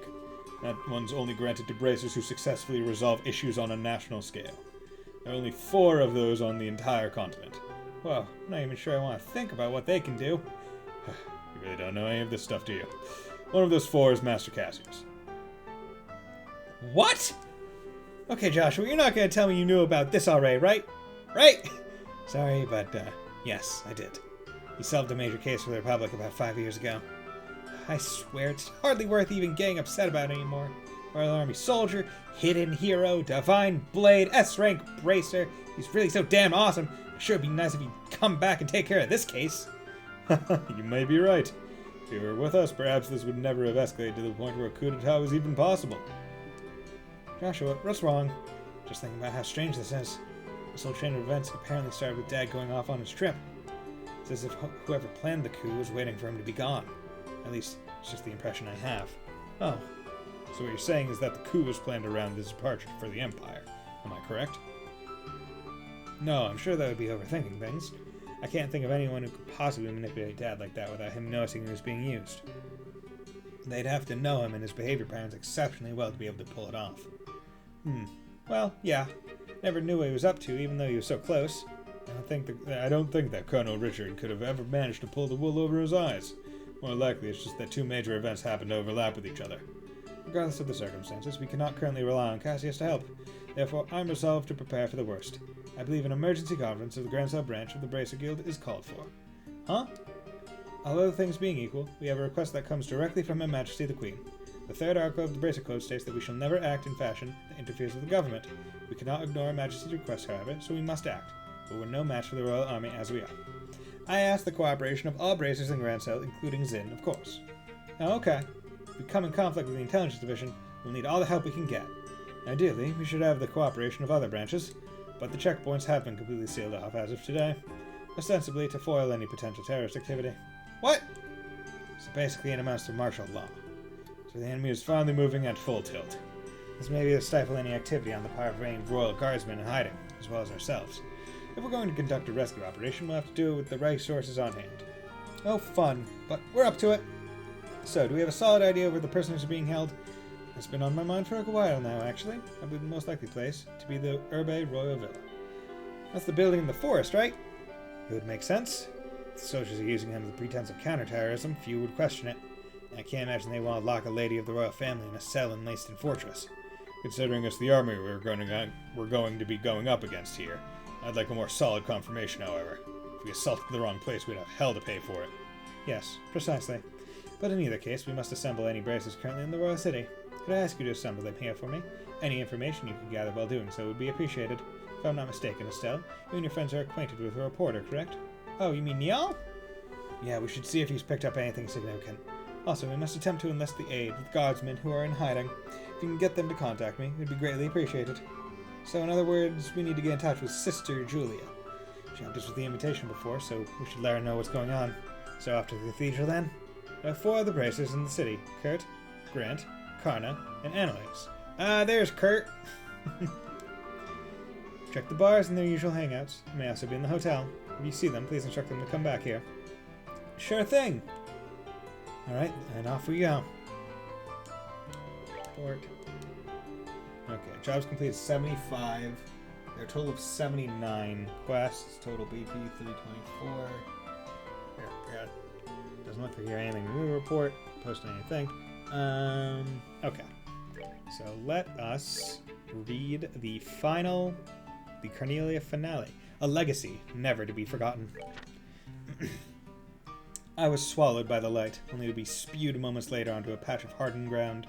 The air was filled with the scent of sun-baked earth, yet, for being the floor of some grandiose heavenly estate inherited by those in the afterlife, it felt quite like the flagstones I had grown accustomed to in my past life. Upon feeling around in my immediate surroundings, my searching hand found soft locks of disheveled hair. It seemed as though Sister Cornelia had come as well as I to meet our Creator firsthand. Gradually, as I lay there, I felt something warm swell within the pit of my stomach. Weary and spent, I just let the feeling spread over me. It was about this time that the sound of murmurous voices started to fill the air around us. Warm breath tickled across my nose and brow, letting me know that I was being stared at directly in the face. As my eyes adjusted to the intensity of the light, I realized that I was looking into the face of a young girl who beamed back at me brightly with the widest of smiles. However, she seemed a bit young to hold the esteemed position of the goddess. The knell of a bell overhead rang out loud and clear. Strangely, it had sounded exactly like the cathedral's distinctive toll. Taking in the series of events to be rather odd, I picked myself up, and at last awakened from the dream which had temporarily invaded my senses. There it was, a familiar cityscape, the sounds, and even the scent of the breeze. I knew the place by heart. It was the public square of the Imperial City, which unfolded before the great cathedral of the Septian Church. I opened the fingers on my right hand and stared down at the metallic lump in its palm, entrusted to me by Micht. Golden filaments of light swirled across the surface of the artifact. I instantly recalled Sister Cornelia's words. "It's alive," she had said, and as I watched the ancient light gradually fade away before closing my hand around its surface once more, I believed it. Supporting each other by wrapping our arms around one another's shoulders, Sister Cornelia and I hobbled and limped our way toward the magnificent cathedral as the awe-inspiring figure of the goddess, Adios, stood silently with unfurled wings, watching over us from the deep-hued stained glass window above. And as for the events which followed, they were all settled in an orderly fashion. The metallic lump which Sister Cornelia had so daringly risked her life for was turned over to His Eminence, the Cardinal, who presided over the cathedral. He disappeared with it through the thick open door of a sacred vault. level of corruption which had spread like a plague among members of the imperial court, influential aristocrats, and even commissioned officers in the imperial army astonished even those mediators acting on behalf of the Bracer Guild. I stayed close by Sister Cornelia, as she was laid out on a pew within the chapel of the cathedral. The real sisters of the church delicately pulled off her coat and cut open her vest, now stuck to her body with dried blood. Upon doing so, they found an ornate shirt of chainmail just beneath the layer of her clothing, which for some strange reason seemed to bewilder them all. The next day, a certain aristocrat, who had hired the Jaeger Corps to carry out his selfish bidding, agreed to relinquish the artifacts in his possession in return for keeping his estate. Hence, his collection of forbidden antiques were brought under the safekeeping of the Septian Church. Sworn to secrecy, I made immediate arrangements to take leave for the Calvary Republic. My destination, a high-class resort, which turned out to be an excellent way to recover physically and mentally, as well as forget about the series of events which had occurred over the past few days. Naturally, the braces assigned to provide my escort were none other than Clayton and Pavel, who, before we left, guided me without a word to where Sister Cornelia was resting. I talked with Sister Cornelia, who had awoken for a short interval. As I got up to leave, she reached out her dainty hand and said to me, "Before you go, I want to tell you my real name. It's Ein Selnate." I took her unblemished hand in mine and gripped it firmly as I expressed my appreciation for what she had done. And today, now 3 years later, I stood staring at her name once again, but this time printed on a page of the Imperial Chronicle. Ein Selnate. Below those printed characters ran the few lines of unembellished article. Yesterday, a corpse was discovered in an urban area of the capital just before dawn. The body was found to be covered with multiple stab wounds. The departed, in life, had been involved in charitable work and brought salvation to many afflicted souls in various regions throughout the land. As I read the last line, I envisioned the deceased figure of Sister Cornelia lying motionless upon a darkened street. Yet, despite the blood-stained face I envisioned in my mind, I saw her as she rested in peace, a gentle smile crossing her face, and vindicated of any transgressions in life. As I rolled up the copy of the magazine in hand, I brushed my hand lightly across the shining bracer emblem pinned on my chest. Almost 2 years had passed since I converted to my new line of work, which Sister Cornelia had so graciously recommended to me, and finally, I had even become used to using my real name. Toby, came the whisper of Sister Cornelia as it resurrected in my ears. Now only known as Toby, I presented my forehead up against the cold, clouded window of the passenger car, the refulgent eyes of Sister Cornelia shining brightly like a carnelian stone, forever ingrained in my memory. In my mind's eye, I watched as her coat sleeves trailed out behind her, and she dashed away into the darkness of my memories. Opening my eyes, I gazed out through the window glass, and there I saw the bleeding, rouge-colored illumination of the Imperial City as it faded away beneath the heavy white fog. The end. Damn. R.I.P. Sister Cornelia, if you are in fact dead. Okay. So I am going to call this stream here.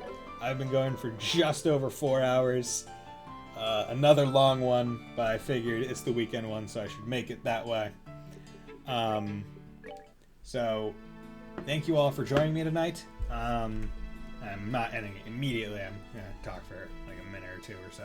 But thank you, Fontano, for the generous gift subs. Thank you, Dargan, Rias, Tay, Neko Dave, for joining in. Thank you, Dragon Kuro, Fontano, of course, along with Reen UEF, and yeah, that is everyone. It was a great one. Yeah, this was a really nice stream. Really enjoyed it. I think a lot of important lore bits really occurred.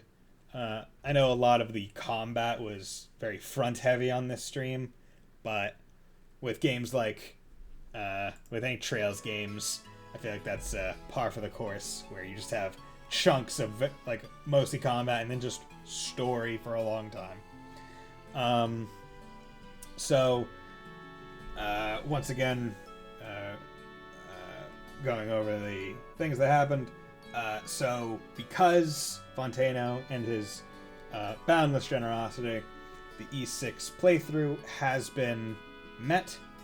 So essentially, whether depending on whether I finish this game or Bug Fables first, those 2-hour Trails cutscenes, Pog. Yeah, right? So based on whether I finish Trails or Bug Fables first, that will be the time slot that East 6 replaces. And yeah. But speaking of Bug Fables, next week will follow very much a similar pattern to this one, where Monday and Wednesday will be Bug Fables, and then